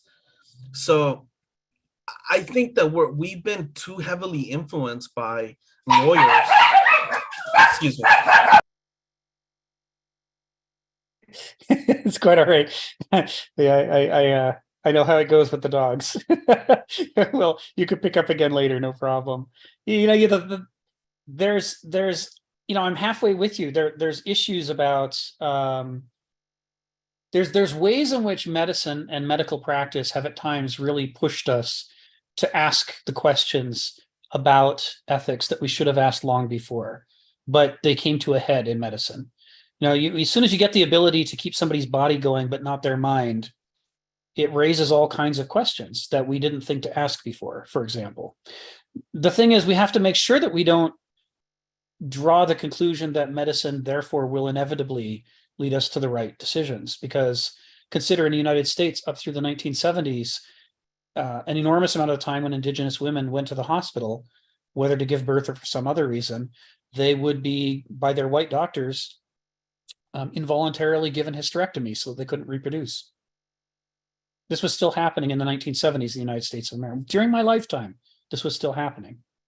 You know, when a woman, Indigenous woman would wake up from an operation, you know, maybe she had a broken leg, maybe she was giving birth, and you know, when she woke up, she was sterile and couldn't have any more children because the white doctors didn't think that she should, and they wielded the medical power that they had over her body in that way. So even medicine can be subject to ideology. You know, we don't even want to get into Dr. Mengele and the things that he did, but there is a way in which I completely agree with you, which is, you know, if I want to understand that, you know, what sort of axiology, what sort of ethics are associated with the land, I would do better to ask farmers and, you know, rangers and other people who interact with the land on a regular basis than I would to, you know, ask my fellow computer programmers, because my fellow computer programmers are going to imagine the land and they're going to logically try to deduce what ought to be done. Whereas the farmer is going to tell you, you know, look, I know that sounds reasonable. That's what I thought when I first became a farmer. But when I tried that, all my crops failed. It wasn't, and that taught me lessons. I just that contradicted reason. You know, my experience contradicted reason, and I learned that I had to privilege my experience over my reason, and I needed to choose among the many rational things that I could have concluded. I needed to choose the ones that aligned with my experience, that harmonized with my experience of life. And those turned out to be the ones that would lead me in a true direction. And if I hadn't had those experiences, I simply never would have believed that this was the truth instead of the things that I came into this industry at the beginning with. That was how I was with computer science. You know, I went to the University of Washington. I studied computer science. I tried to apply that to the medical software I was developing at the VA. The result was catastrophe. And I had to learn the difference between theory and experience, that the actual experience of creating production grade safe medical software involved learning things that contradicted theory. The tension between gnosis and noesis. You know, I lived it in my own life. So I believe you, you know, when you talk about, you know, if we want to explore the arena of medical ethics, there should be a lot of doctors involved. If we want to explore the arena of, you know, the ethics of the land, there should be involved a lot of people who work with the land. We want to, you know, and so forth, field by field. You know, we should draw on the people who have the deepest experience in each area. And I think one of the places that in the modern world we go wrong is with this insistence that there be a single individual or body who supposedly is qualified to make all decisions for the society.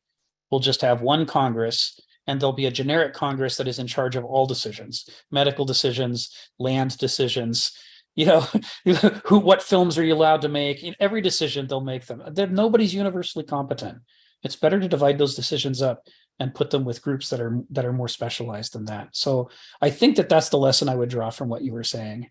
And one could imagine that it would be possible to write a body of myths that tried to capture this knowledge, that had a collection of interesting characters, some of whom went wrong by trying to do it the way a lot of us do it. And maybe of those, some of them figure it out eventually and learn to listen to their experience and tether their intellect to their experience more closely, and to respect the deep experience of others over their own brilliant or not so brilliant ideas. There's a lot that could be conveyed, that we could maybe we could make fewer mistakes out of the gate, move on to more interesting mistakes, and at least get this one right if we had a body of myths to help to remind us of that. I don't know. But anyway, it's food for thought. Stephen, then Phil, then Sharon. Go ahead, Stephen. I was going to bring up the question of Monty Python's philosophy. And every sperm is sacred. Every sperm has rights. The billions of them, or I don't know, a multitude of sperms go out looking for their egg. Out of this multitude, only one's going to make it. On some exceptions too, on the same occasion. But surely we've got to bring this up with, your political leaders and say that every sperm deserves and has a right to meet its egg, because that's its purpose. That's right. I'm a sperm. I want to meet an egg. Therefore, it has to happen. Who am I to stand between a sperm and its destiny? And I look at humanity around me, and of course, I grew up as a kid and had the idea that, I'm a little bit better than everybody else. God's on my side.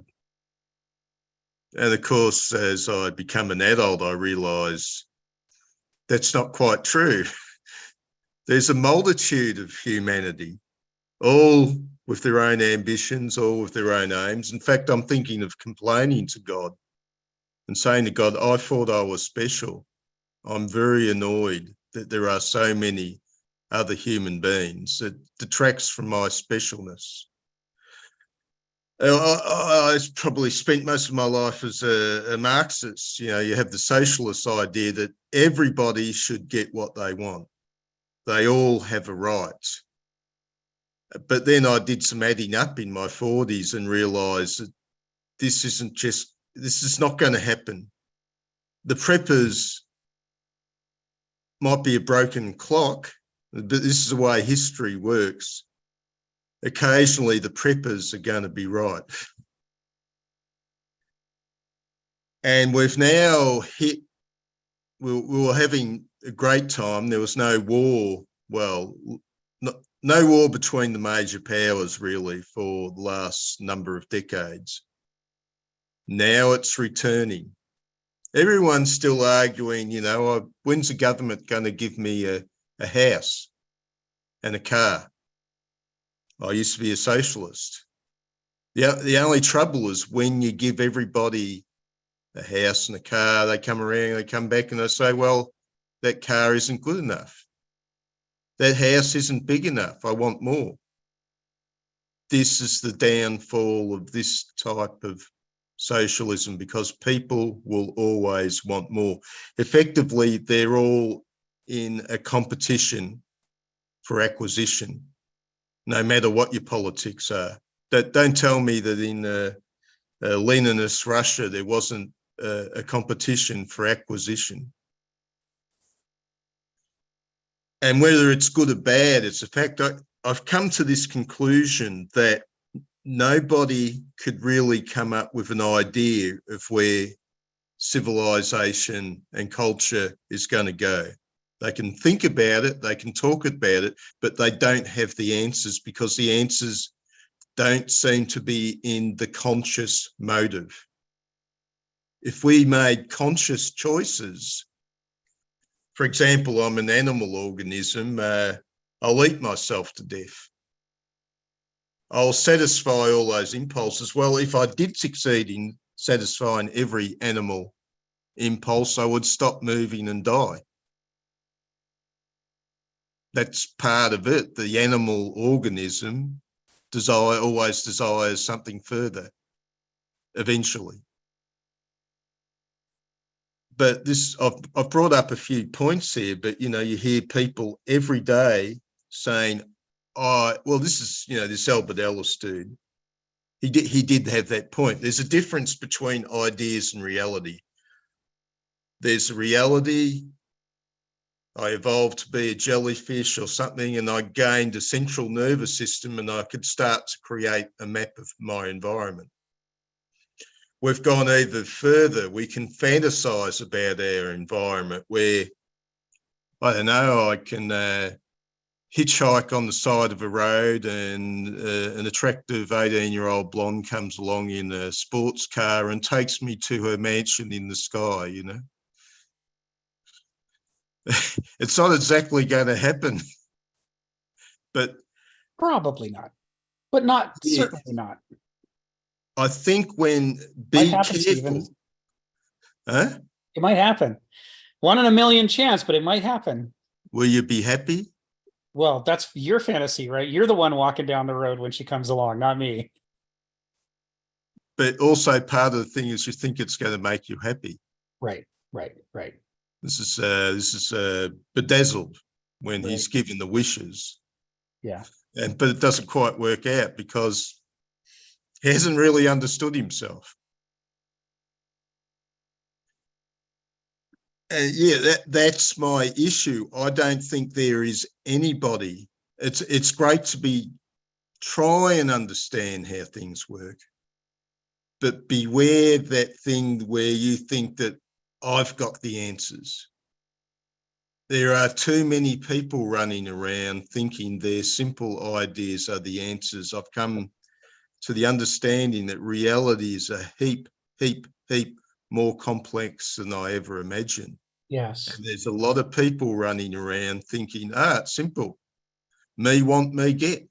Right. It's that simple. Right. But they put such a huge emphasis on that sort of ego. Really? At the end of the day, am I really just a very sophisticated sperm that's acting out some ambition, which I think is my own, but was put there by a force beyond myself? But no, all these modern thinkers believe I create myself. My ambitions are the truth of my being. Yes. Thank you. Thank you, Stephen. Yeah, couple interesting. That's full of interesting material. Couple of comments on it to kind of tie us back to Mythoi, and one of them is, there is this discipline. There are competing disciplines in computer science for how do you program successfully, and one of the hottest ones, which has been enjoying a renaissance for a couple of decades, is called agile development. And agile development is based on the observation that all those decades in which we would lay out these beautiful plans for software in these detailed specifications that went on for hundreds of pages typically led to failure. Everyone wrote down their ideas about what was a good system, but when they actually implemented it and tried to use it, they were awful. Our ideas about what we need are hugely divergent from what we actually need.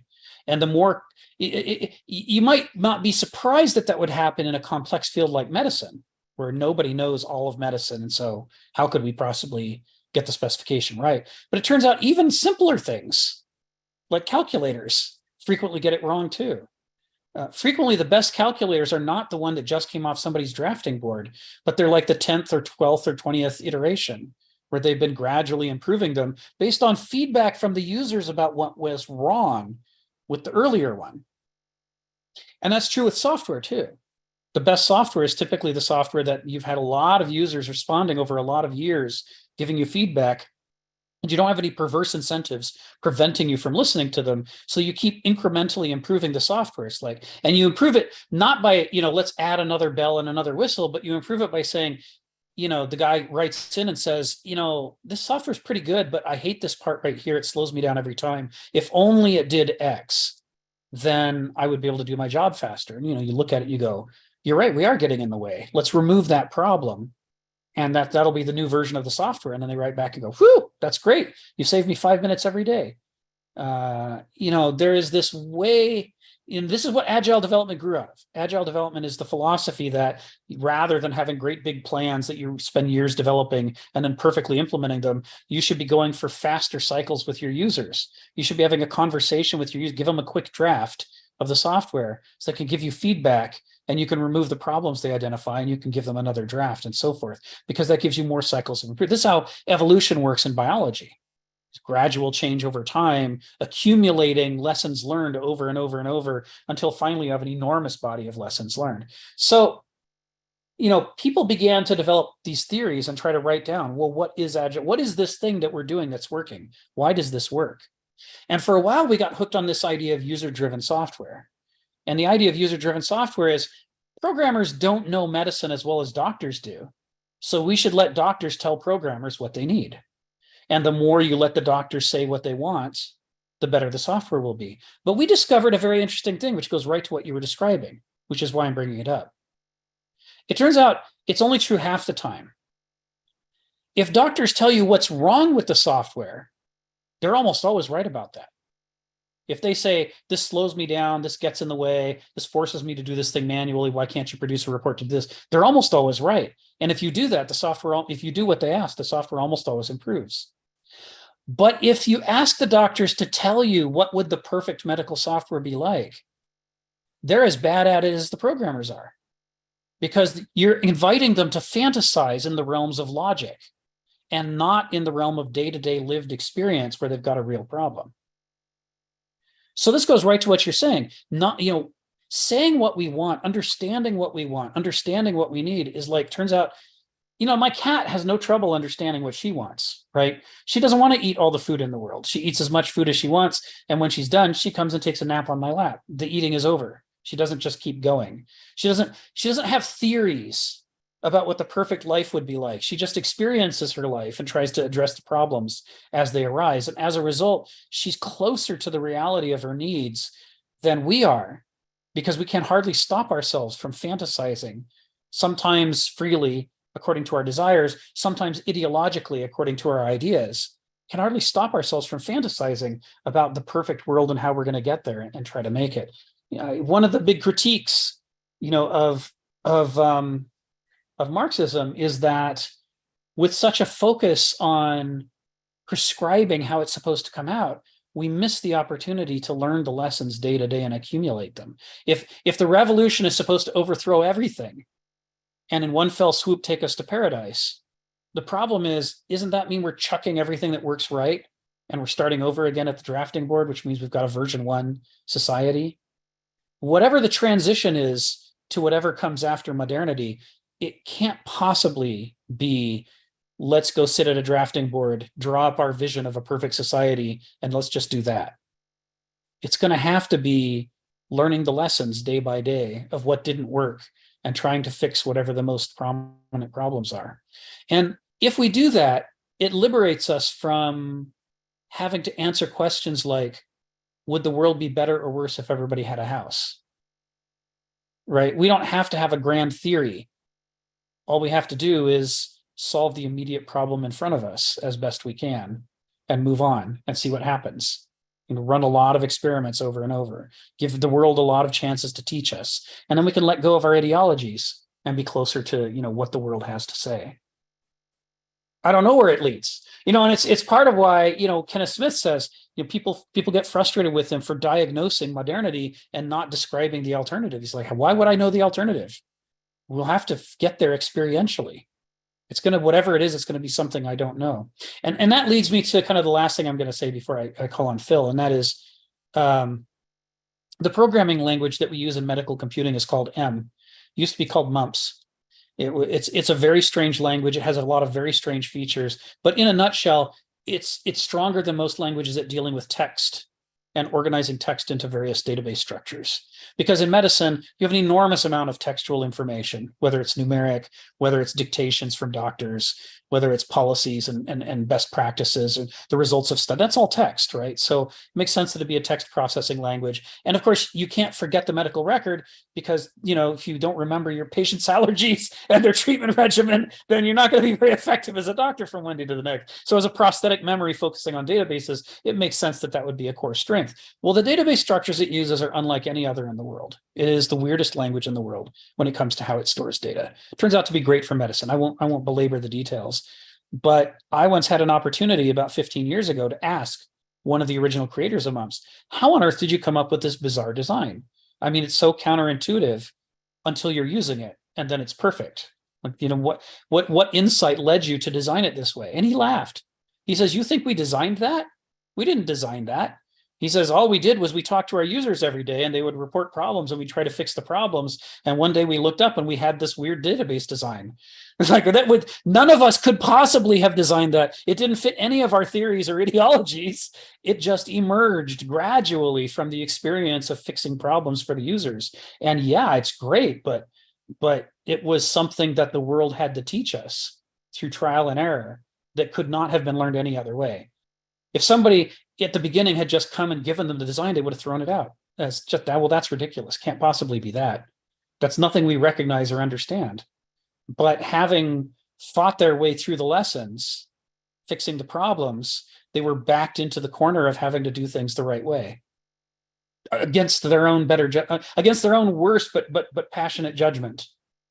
And I feel like his confession, which I really respect him for, is in some ways that's almost a bumper sticker we could put on our own lives. And what we needed to be doing philosophically is saying, yeah, like you said, Stephen, maybe a less pretending we know where we're going, and maybe a little more just paying attention to what's actually going on and dealing with things as they arise. And who knows where we're going to find ourselves, right? And it's a process of discovery. So thanks for that. Phil, go ahead. Yeah, you know, what I find is a problem. There's kind of a contradiction between living an ethical life and just living altogether. And I just read this very interesting essay written by David Foster Wallace called Consider the Lobster, written, published in August 2004 on Gourmet magazine.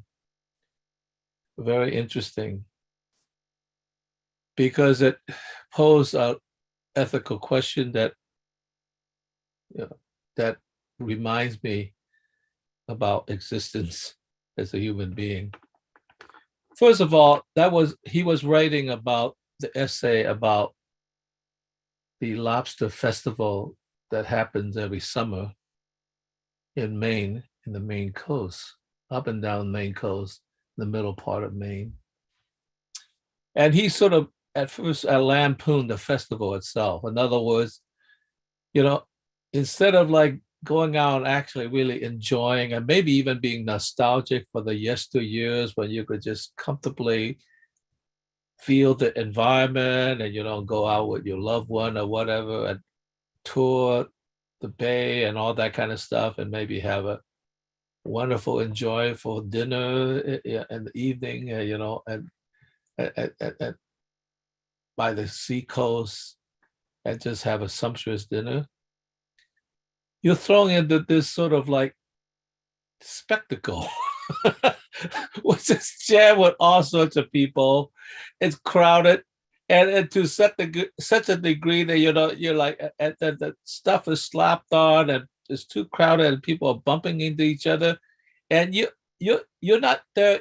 You can't even enjoy the lobster, let alone, I mean, you can't even enjoy the spectacle that's advertised, let alone the lobster to begin with. So that was a contradiction.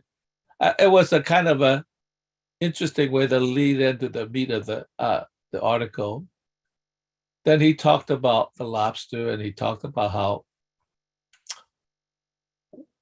you know, many people like it best when you throw it in live, and and there was this pot that cooks maybe 100 lobsters at the same time. And he says, if you cooking a regular lobster, you know that they feel pain because they're clanging, like on top of the thing, and people try to pretend they don't feel pain because they're too primitive. I mean, that's not true because of, floundering around trying to get out of the thing, clanging against the iron pot or whatever. So, okay, so you get into that. So in a sense, and of course, like right away, it's kind of like you feel like instead of enjoying a wonderful dinner, you actually are in the chamber of a torture chamber before you eat. So, okay, you already get kind of upset. Then he breaks into this thing about, oh yeah, about eating animals altogether. And he talked about especially what he might be called sort of this clinical industrial animal farms, which is so impersonal. You just have these things, and of course now, we've been shielded away from that because we just buy this sort of package thing, and the thing so we don't have to witness all the terror that happened. And it just, as I read that, I just started feel kind of squeamish, kind of feel guilty, and I wanted to avert my gaze from the whole thing. And then I thought of something, and the reason why this was reminded to me is because you mentioned the Jews, and the violence that was done to them. And I said to myself, oh yes, I could understand what happened with the Nazis and all this fervor about blood and soil. And I ended by saying, it's just a small step between the ideology of blood and soil to blood and ash. So it was quite easy once you get the blood and soil to take that small step forward to blood and ash. And then I wonder at the end, I wrote a little essay too, because I was going to go to another meeting that I couldn't make. So I wrote just a slight essay. I said, how in the hell was this published? I could understand he write it because he did a good thing, because he also felt that he felt squeamish about the whole thing, the whole experience, and he wrote it honestly.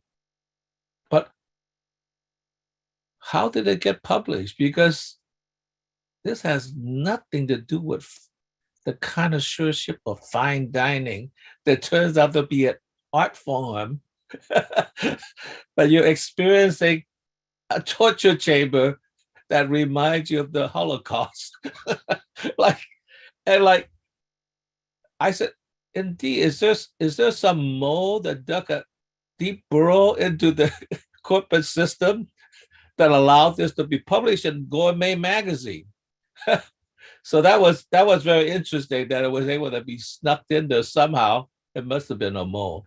So it just, and then then I thought, God, like I feel anguish about eating meat, but I'm not going to give up eating meat. But I do feel anguish about it, and it reminded me about the fallen angels. Even if we become human beings and we want to have wings and fly, we're grounded on earth. So, like the fact that I recognize that.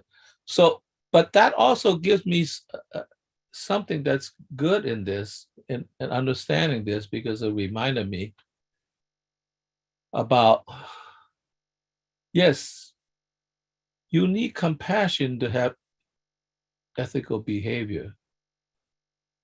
But because you yourself are imperfect, in manifesting it, and you cannot be because we all have to survive after all, then you understand that, how should I say, everybody is flawed, and you have to have compassion for other people who are flawed.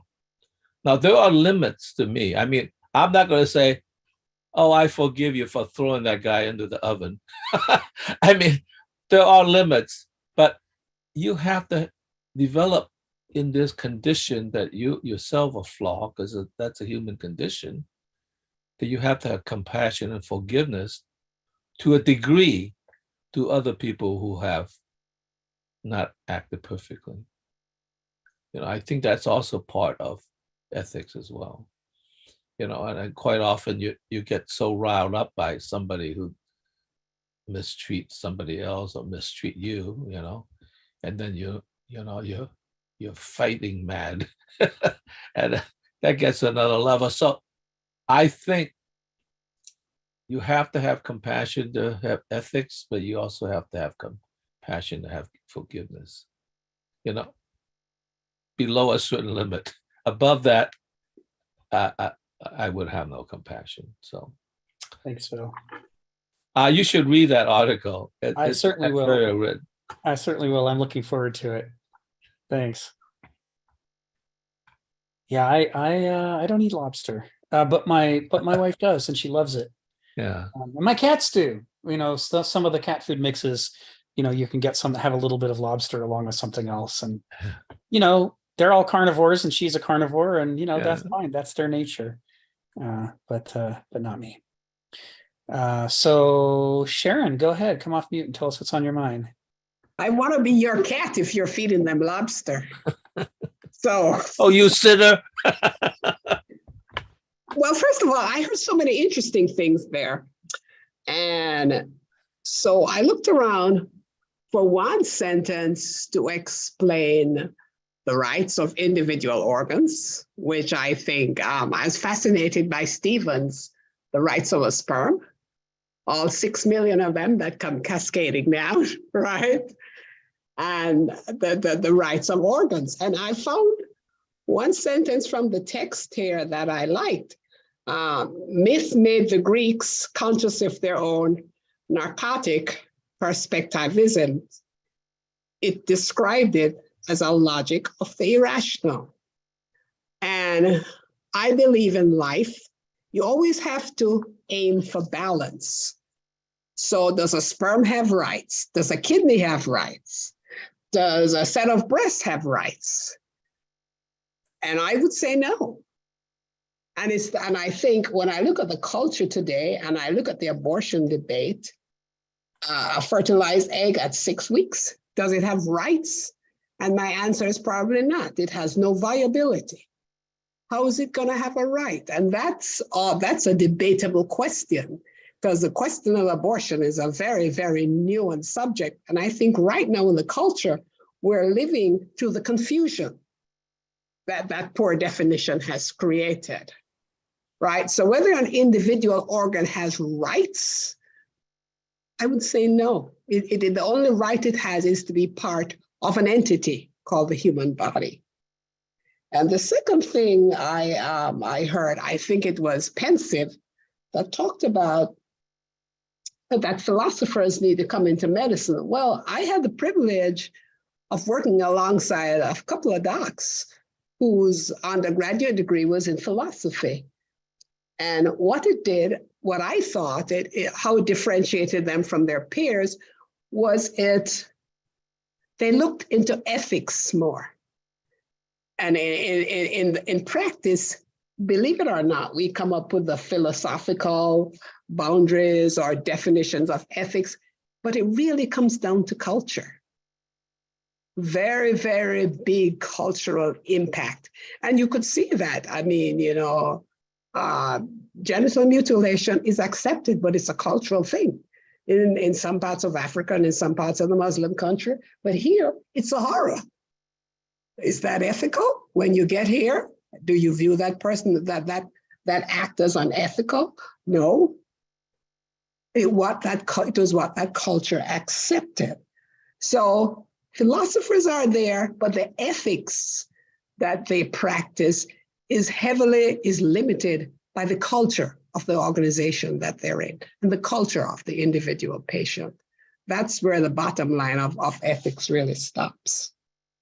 And I think that's about it. And then the last thing is, Rick, because you're a programmer that writes programs for physicians, and I've been in that space many, many times, physicians have an idea of the functionality of the program they need, but absolutely no idea of the matrix that it's going to take to produce it. And so it's a joint effort to be optimized. Right. And it's a joint effort which takes place over time. That's right. So that's all I have to say on that. Yeah, we discovered that if you use that golden pair, if you have the doctor and the programmer side by side, iterating over and over and over different drafts of software, then it becomes correct over time. But if you chop that up or inhibit it in any way, if it's mostly the programmer and the doctor just gets a few comments, or if it's mostly the doctor and the programmer, doesn't get to veto them in any way, both of those result in disaster. And it's even worse if the software is designed by the marketing team, who's a completely different group that had nothing to do with either, how you would do it and what it is that should be done.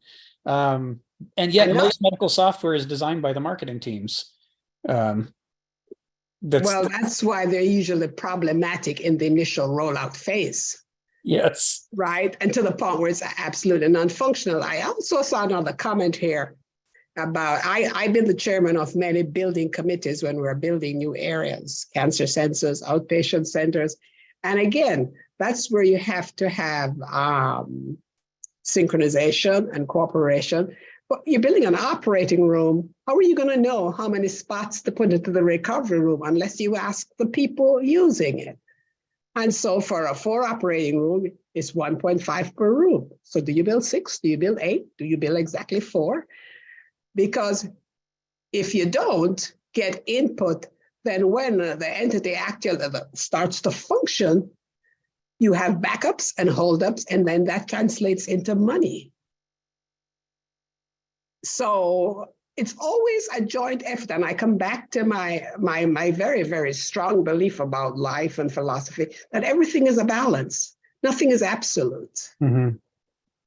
That's Aristotle right there. You and Aristotle, you'd have a great dinner conversation. Yes, you have to function. And that balance is impacted by so many, many things. The culture, the religion, your ethics. But it's all a balance, and everybody's balance point is different. Right. Thank you, Sharon. Okay, let's call on Pensive, and then we'll go back to the text. Come off mute, Pensive.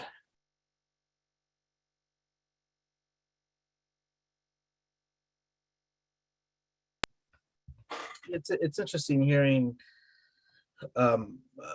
Sharon talk about how she's in the medical field, and when she says, the individual organs have rights, I think we must. I think the Greeks, I think Plato hit it. I think he's forever going to be remembered, because he came to the conclusion that it's not just life in general that we should be pursuing, but it's the good life.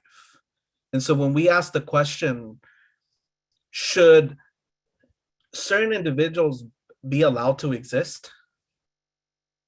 It depends. Is he a Nazi? Is it a Nazi army?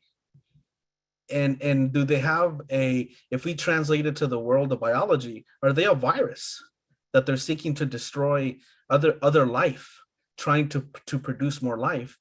And at one point in the history of the world, we came to the conclusion that the Nazis were a virus. They were no different than HIV trying to infect the body politic to kill it. Now, for example, HIV is interesting because it is found in certain monkeys. We actually, research says that HIV probably came from, because HIV is found in these monkeys. It's a part of their immune system to fight off whatever, kind of environment they're in. It actually helps them to survive. Same thing with sickle cell anemia. They've discovered that sickle cell anemia actually helps individuals fight certain diseases where they're from. And so should we get the question, I think as late moderns, right? I think the difficulty that we have is that we no longer have the good life as the standard. So when you say, should we kill somebody? It's like, well, I don't know. There's many infinite possibilities where it's right and wrong. But the fundamental question is, if we follow the Greeks in Plato and Aristotle, that the good life is the ultimate goal, then sometimes it is okay to kill human beings because they become a virus. They become, they actually try to kill the human race. And so, and when you were talking about, Rick, about how we shouldn't have like a central authority, and when you look at that, to me, I'm just fascinated by the body, because when you look at the body, it's a decentralized system. But at the same time, their goal is to stay in homeostasis, right? And the ultimate goal of the body is to be alive, and not just alive in general, a good life. It tries to keep your cholesterol down. It tries to keep your anxiety down. It tries to keep certain cancers from replicating in your DNA. So it's the good life that your body is working with your gut. Your gut and your brain are working together. Your heart and your legs are working together.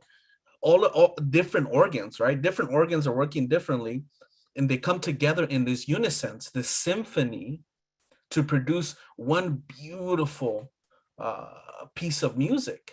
And I think that's what we're missing in late modernity, that there is no longer the good life. So the question, for example, of abortion, well, is abortion wrong? It depends. Does it threaten the good life? If it does, then abortion should be permissible. If it doesn't threaten the good life, then it shouldn't be permissible. And I think the standard, it is the good life. And I think I would, man, if my riches pay off in my millennial investment in Bitcoin, I think I'm gonna go back and become a philosopher, trying to just spread the message of, like, we need to produce a philosophy that is born from philosophizing over open bodies. And let's listen to the body and see that it's a decentralized system. So there shouldn't be any one single entity, but there should be a ultimate goal, which is produce the good life, produce the good functioning of the body. And I think that's the standard of, should we kill people? Does it threaten the good life? Yeah, okay, then it's fine. We should go to war. If it doesn't threaten the good life, then no, it's unjust. It just like the body. And so I think that's what we're missing in late modernity. It is the abstractness, the detachment from what the Greeks understood, that it's all about the homeostasis. And I think the advancements in biology have given us even deeper insights, that sometimes we produce medicine that we don't really know how it works, but somehow it does the job. And it's like, well, we're going to kind of keep doing this thing against depression. We don't really know how it's fought, but here's medication that helps you live. In previous generations, those people would have committed suicide. Do we know how it works? No, we don't, but we know it has something to do with chemicals, right? And so I kind of battle. I think with Philip Brief, I agree that this idea that we can't know, because we can't know every single bit, and therefore we're kind of frozen in how we should recommend how to live. I just disagree. I think that we don't really need to know how the body fully functions, but we know, for example, that a hand works because it has certain tendons, because it has certain nerves reaction connected to certain parts of your brain. Do we fully understand how it fully works? No. But should we promote any ideas that freezes your hand functions? Depends. Is it good for your life? Like, do you got gangrene? Then you should cut it off. You sound I sound like I'm hearing some Epicureanism, like Epicurus. You've perhaps read some Epicurus. Oh yes, I read. I think I've gone through Frederick Copplestone's History of Philosophy. Yes. and so that's the idea. Like, to me, I think ultimately is, does it promote with insights in the medical world? Does it promote the good life concretely? And if it doesn't, if, for example, the Nazis, right? The Nazis became a virus. So it was right to exterminate them in their ideology. And so I think that's the standard, the good life. I think we need to go back to that and make it really concrete, specifically with kind of like the medical mentality of homeostasis, making the organs function, and promoting life, promoting the good life, not just life in general, you know. Got it. Thank you, Pensive. Looks like Sharon wants to jump in, so yeah. Because I want to comment on that, because I want to get from Pensive a little clearer definition of his terminology. The good life is not really a medical concept. Is the good life about work? Is it about play? Is it about friends? Is it about religion? The good life depends on some of the choices that you make. Now, the healthy life all depends on how you treat your body to get maximum functionality out of it. And so I'm getting confused by the term. You know, we have a very good idea that all the organs are interconnected, and whereas you can live without one kidney. You don't necessarily have to have two, but you got to have a kidney. But you can't live without a heart. You got to have a heart, right? Now we understand that about the body, and how we treat the body when response to stress and diet and weight and smoking and alcohol, etc., depends on how long it will last and the functionality that you get from it. But the good life is a totally different concept. And that's what is confusing me. So, you know, this would be a much longer conversation and possibly an entire seminar. So I'm inclined to take us back to the text for our remaining Good. Which Sharon is frequently the one reminding us to go back to the text. So I get a little strike of joy here for being the one who gets to jump in and go, what about the text? A couple of things. You know, one is when I was doing my analysis this morning of section A of this text, I was struck by how nature, you know, part of what makes nature go, part of why the Greeks believed that nature has intrinsic meaning, is and that, you know, when they observe that nature is a source of intrinsic meaning, they observe that it is a process of becoming and transformation, and they resolve these two by saying that there is a teleology to everything, that everything has a direction or multiple directions that it's pushing towards, and teleology fell out of favor in the 20th century as a concept philosophically, but the Greeks definitely believed in it. And part of the reason is that you can see all of these plants and animals and fungi and other organisms constantly changing in ways that not always, but more often than not, promote their well-being, right? That they eat when they're hungry more often than they eat when they're not hungry. Occasionally you get animals that will, you know, eat out of boredom or emotional distress, but far less often than it happens with people. Now, the vast majority of the time, you know, animals eat when they're hungry, and plants, you know, the plant that needs light will typically grow in such a way that it exposes more leaves in the direction that it typically receives the light. You know, there is a way in which I can't remember who it was that Kenneth quotes in this section when he says that they describe nature, maybe it was Aristotle, as a doctor, as a patient who doctors itself, that it is constantly attending to itself in a regenerative fashion. And part of where this manifests, I'm going to go back to the every sperm is sacred thing that Stephen was talking about, is part of the way that this manifests is that nature pushes so hard in the direction of vitality that it's really wasteful. You know, the number of seeds that a tree drops every year is staggering. I mean, they're just all over the place and hardly any of them make it. But the reason that it's wasting so much is because, you know, although, yes, an uncountable number of seeds never go anywhere, likewise, uncountable number of seeds do go somewhere. It's by throwing seeds everywhere that it manages to find the little nooks and crannies where there's fertile soil and some seed takes root. And if it wasn't so ferocious in its abundance and vitality, it might not get to reproduce at all, right? In a lot of environments, the seed would be crowded out. There might only be one spot on the forest floor nearby. And if it only threw one seed, the odds are it wouldn't hit that spot. But if it throws a cajillion seeds every year, the odds are really good that one of them's going to end up in that spot, right? So, this is something that we see where there is this combination of extreme waste in an extreme pursuit of regeneration and growth that pays off in growing often enough. And of course, the reason that nature does this is that there are catastrophes, right? That there are meteors hitting the planet, there are volcanoes going off, there are earthquakes, there are forest fires.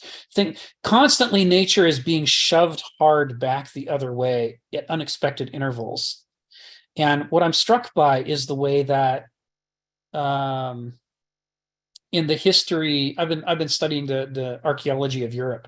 And when did people go to Europe and so forth? And part of what's fascinating is that 20,000 years ago, the vast majority of Northern Europe was scraped down to the bedrock by the glaciers. I mean, it was about as dead as you could possibly get on the planet Earth. Right? All the soil was gone, all the vegetation was gone, all the animals were gone.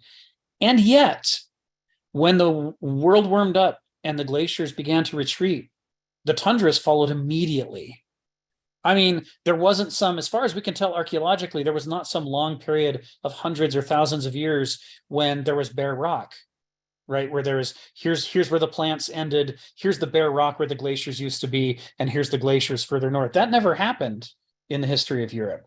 Instead, every inch that the glaciers gave up as they retreated, that inch was almost immediately had piles of seeds dumped on it by trees and grasses and flowers, so that a lot of them managed to take root. Moss, spores for moss got in there and started building up the topsoil almost immediately as stuff began to retreat. And if you ever spend any time in the mountains around glaciers and you go, you'll see a lot of rocky terrain that's sort of desolate that will go on for like a quarter of a mile or so. But even then there, you'll find algae, you'll find mosses, you'll find things are moving in.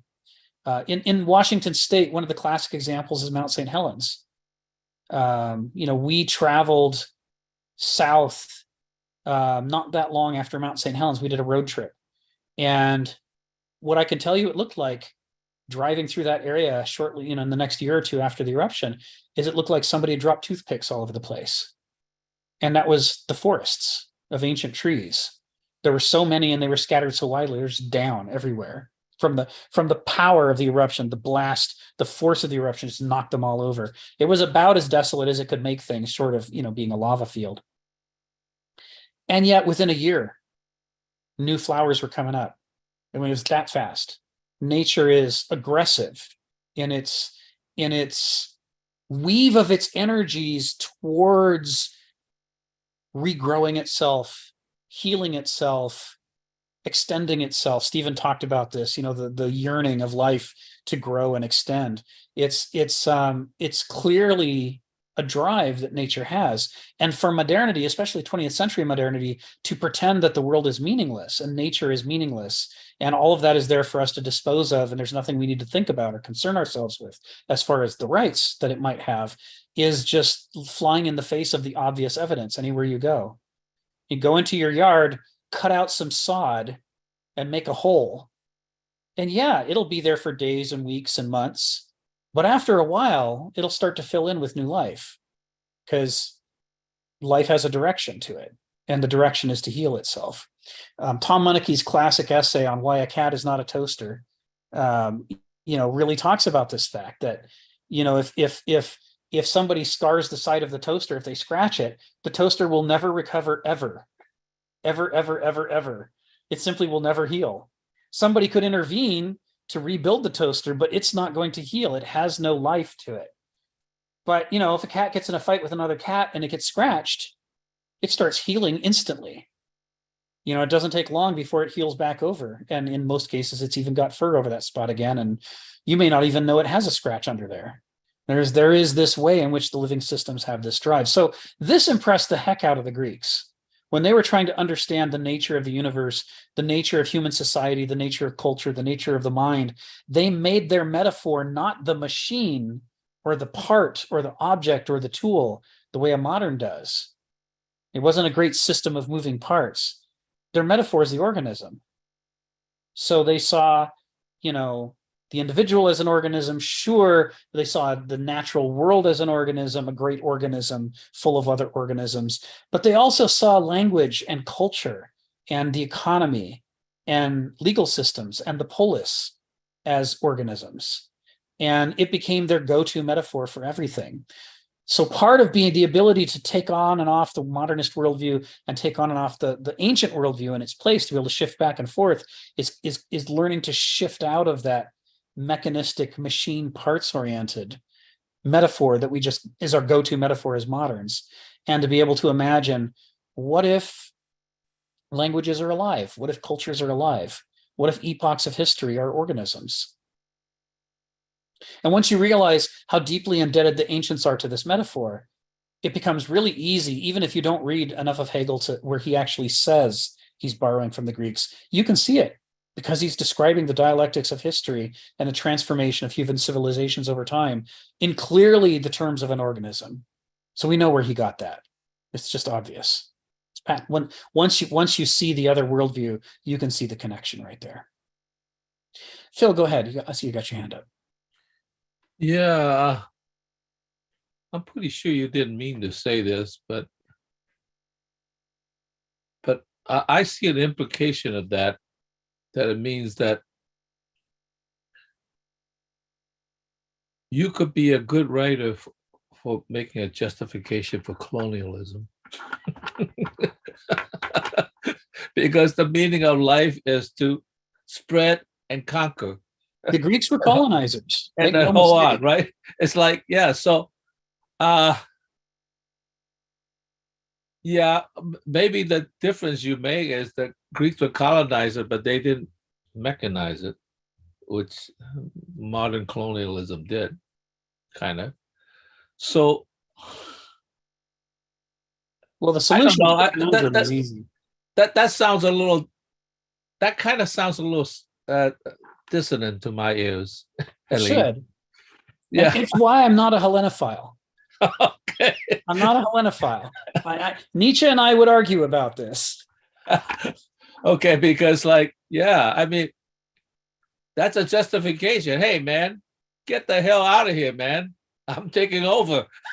Sure. But the point of this exercise in this book is, yeah, whatever the flaws the Greeks may have, if you gain the ability to take on and put on and take off their worldview, it will liberate you to a certain extent from the trap of the modern worldview, because you'll have the ability to use them against each other. Well, it does make it kind of does make sense, because when the Persians came and they were resisting the colonization. Yes. But on the other hand, Athens decided, hey, maybe it's a good idea if we become an empire and colonize. Yes. So, yes. Yeah. There are lessons to be learned. Good that you point out that the Greeks were not all virtuous in one sense. I mean, that maybe a different sense, though. It's definitely not the thrust of this book that moderns are bad and Greeks are good. This is definitely not where we're going here.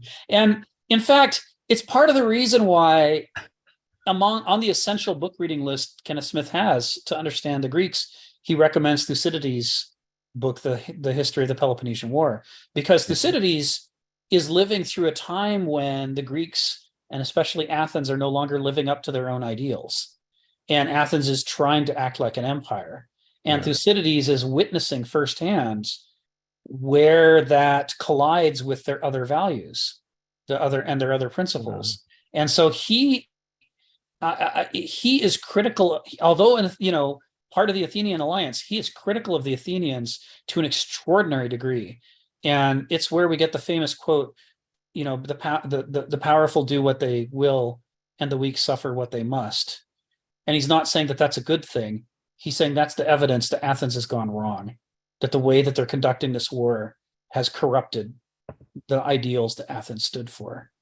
So it's part of the interesting thing about the Greeks is that even while they were colonizers, you'll also find plenty of Greek historians and philosophers who take them to task for it and for the way that they went about doing it. It's intriguing. Makes for interesting writing. You won't find in the New York Times criticisms of U.S. wars nearly as trenchant and direct as Thucydides' criticism of Athens. We're far more conformitarian now than we used to be. If you want to read that kind of stuff, you have to look at the alternative press today. But the mainstream press, nobody's going to say anything like that. Whereas Thucydides, the history of the Peloponnesian War, everybody read. It was widely read. It wasn't some kind of weird niche, oh, it's one of those extremists criticizing our society. All the Greeks wanted to read it. They all wanted to think about it. And it's part of what makes them different. Okay, thank you. No, thank you. And thanks for bringing that up. Donald, then Stephen, and then I guess we'll wrap up for today because we've come to the end of our time. So Donald, go ahead. Well, the Greeks and the Persians came into conflict. The Greeks didn't become colonizers because the Persians were so good at it. They came into conflict because the Greeks already had colonies all along the what we'd call the Turkish coast now, Ionian Greek. The Greeks, well, who knows what was originally in Greece? It wasn't the Hellenes, the Greeks. Greece itself, the country was itself a colony, colonized from somewhere inside Asia. So yeah, I think the Persians thought the Greeks were impinging upon their natural right to their own landmass over there. Right. But I do think, yeah, Pericles saw it, and that the Greeks were falling, and Thucydides not pleased. I don't know. He records it as it is, and they're often quite brutal, and that. And the worst part was when they let Cleon become a general. The idea that a hide tanner, not a Aristos, should lead a Greek army, that was just too much. You become a general because you're rich, not because you're well born. Yeah, there's this thing that the Greeks were really sensitive to in their better times, which was what an active imagination it takes to hold together as a people. Aristotle writes a lot about how the worst governments are where people try to impose the government by force, including democracy. If it's done by the majority forcing the minority, then it's one of the worst forms of government. He says governments work when we share a vision, we share principles, we share goals, and though we may disagree in details, no matter how the vote comes out, we at least know that the people we lost to are pursuing the same vision that we are. But if we're just having a big tug of war over what kind of society we should be, that leads to the worst kinds of problems, according to Aristotle. And you can see how what Thucydides is reporting on in the Peloponnesian War is that by treating its previous allies so brutally, it's breaking the hold that the shared imagination had that held the Greeks together. They previously they could believe we could all reason with each other and persuade with each other, and that's what makes us better than the barbarians, and that's why we're a people. But when Athens says, well, I don't care, I just want you to do what I say, and if you don't, we're going to destroy your city and kill all the men and rape all the women and sell the women and children into slavery, then it breaks the hold that the imagination has that unites the Greek people. And after that war, which Athens lost, and deservedly so from their behavior, after that war, Greece could never unite again. They just dissolved into warring factions, one group after another trying to take over who was in charge. The damage that they did, even though they had reasons for doing that damage, even though they thought it was reasonable to try to preserve their empire, it was irrecoverable. They couldn't get back from it. In one of Finley's books on Greek law, they kept lots of times passing laws to make changing sort of foundational laws that set up the structure from ever being changed, but because they wanted democracy, but in a way they didn't want majoritarianism, that the majority could just do what they want. Certain things had to be off limits, and of course those laws never quite worked, you know. And it does make me think about contemporary things, because I think almost all political parties in the United States today view the Constitution as an impediment that limits their power when they achieve a majority.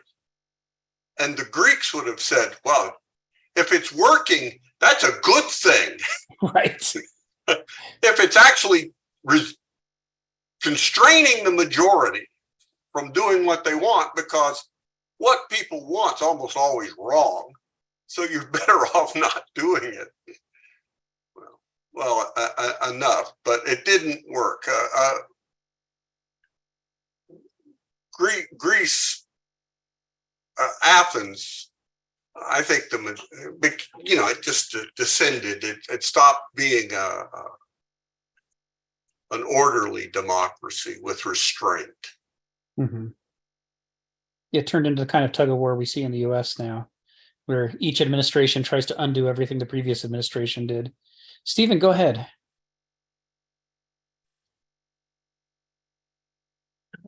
Yeah, I was just going to say, when discussing colonisation and slavery, look for the coloniser in yourself and the slaver in yourself, because it's such a habit to say, I'm the good person and the other guy is the bad person, and therefore I deserve. This is an amazing thing in relation to modern society. Once they used to believe there was an all-powerful God who would reward the good and punish the evil. Well, they're still going with that idea, reward the good and punish the evil, while they're saying the master of all this doesn't exist.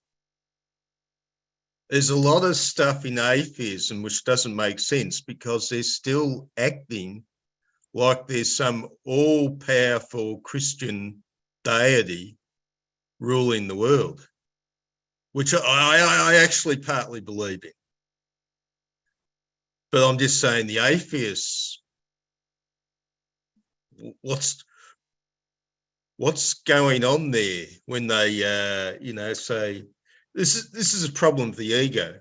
No matter how hard you try, the ego's always going to say that you're the good guy, and that guy over there in the mirror who's eating your lunch is the bad guy. Then you suddenly realize, oh, I'm looking in the mirror, that's myself.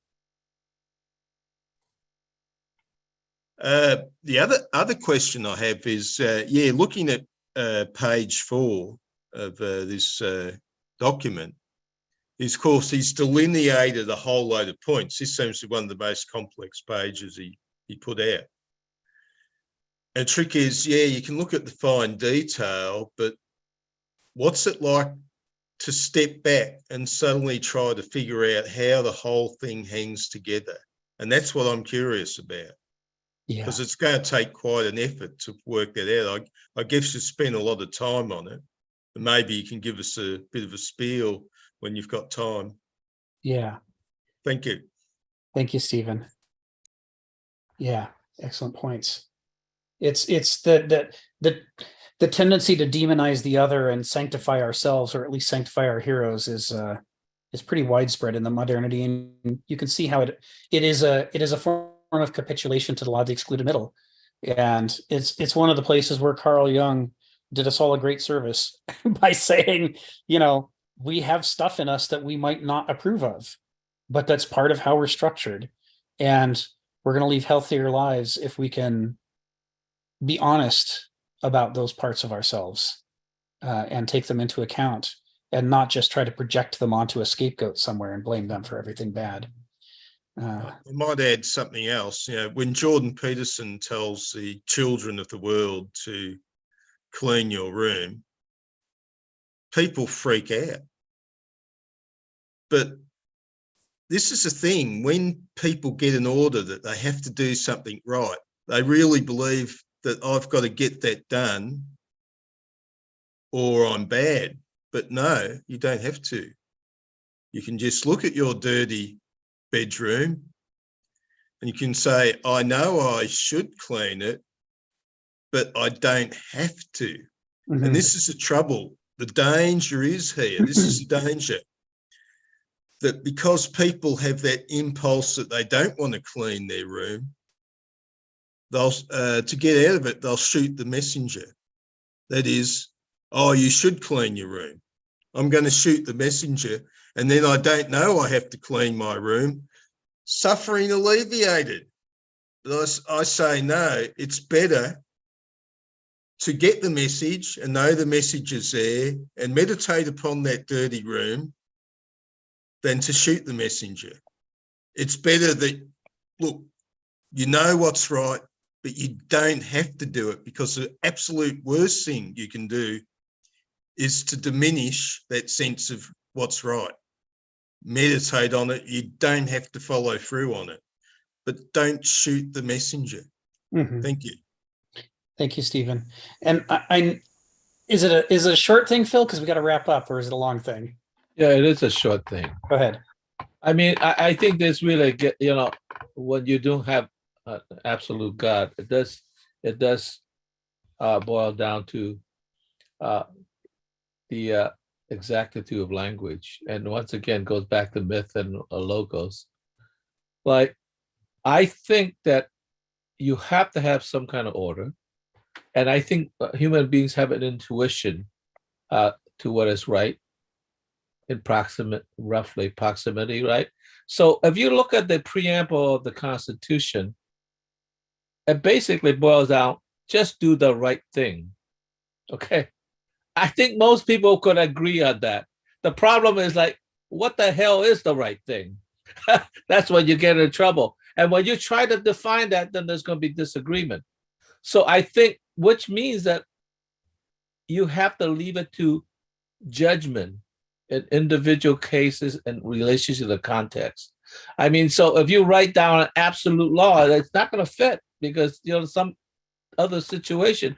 So, but I think in a general way, I don't think, even if you have very opposite attitude, just do the right thing, whatever that means to you or to me. Yeah, we could go with that. But that's where the problem is. How do you get that exact? Or should you get that exact?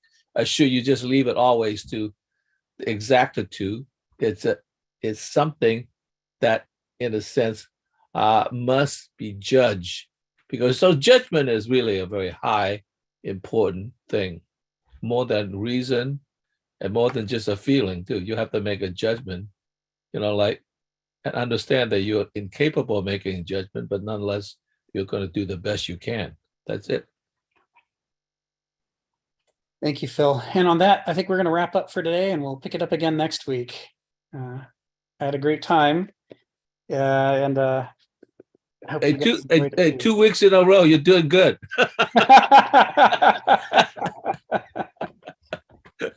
Yeah. Hope we'll be keeping this up for time to come. Take care, everybody. All right. Bye-bye. Bye-bye. Take care. Wondering, save chat. I'm trying to find save chat there. Oh, yeah, the 3 dots at the bottom.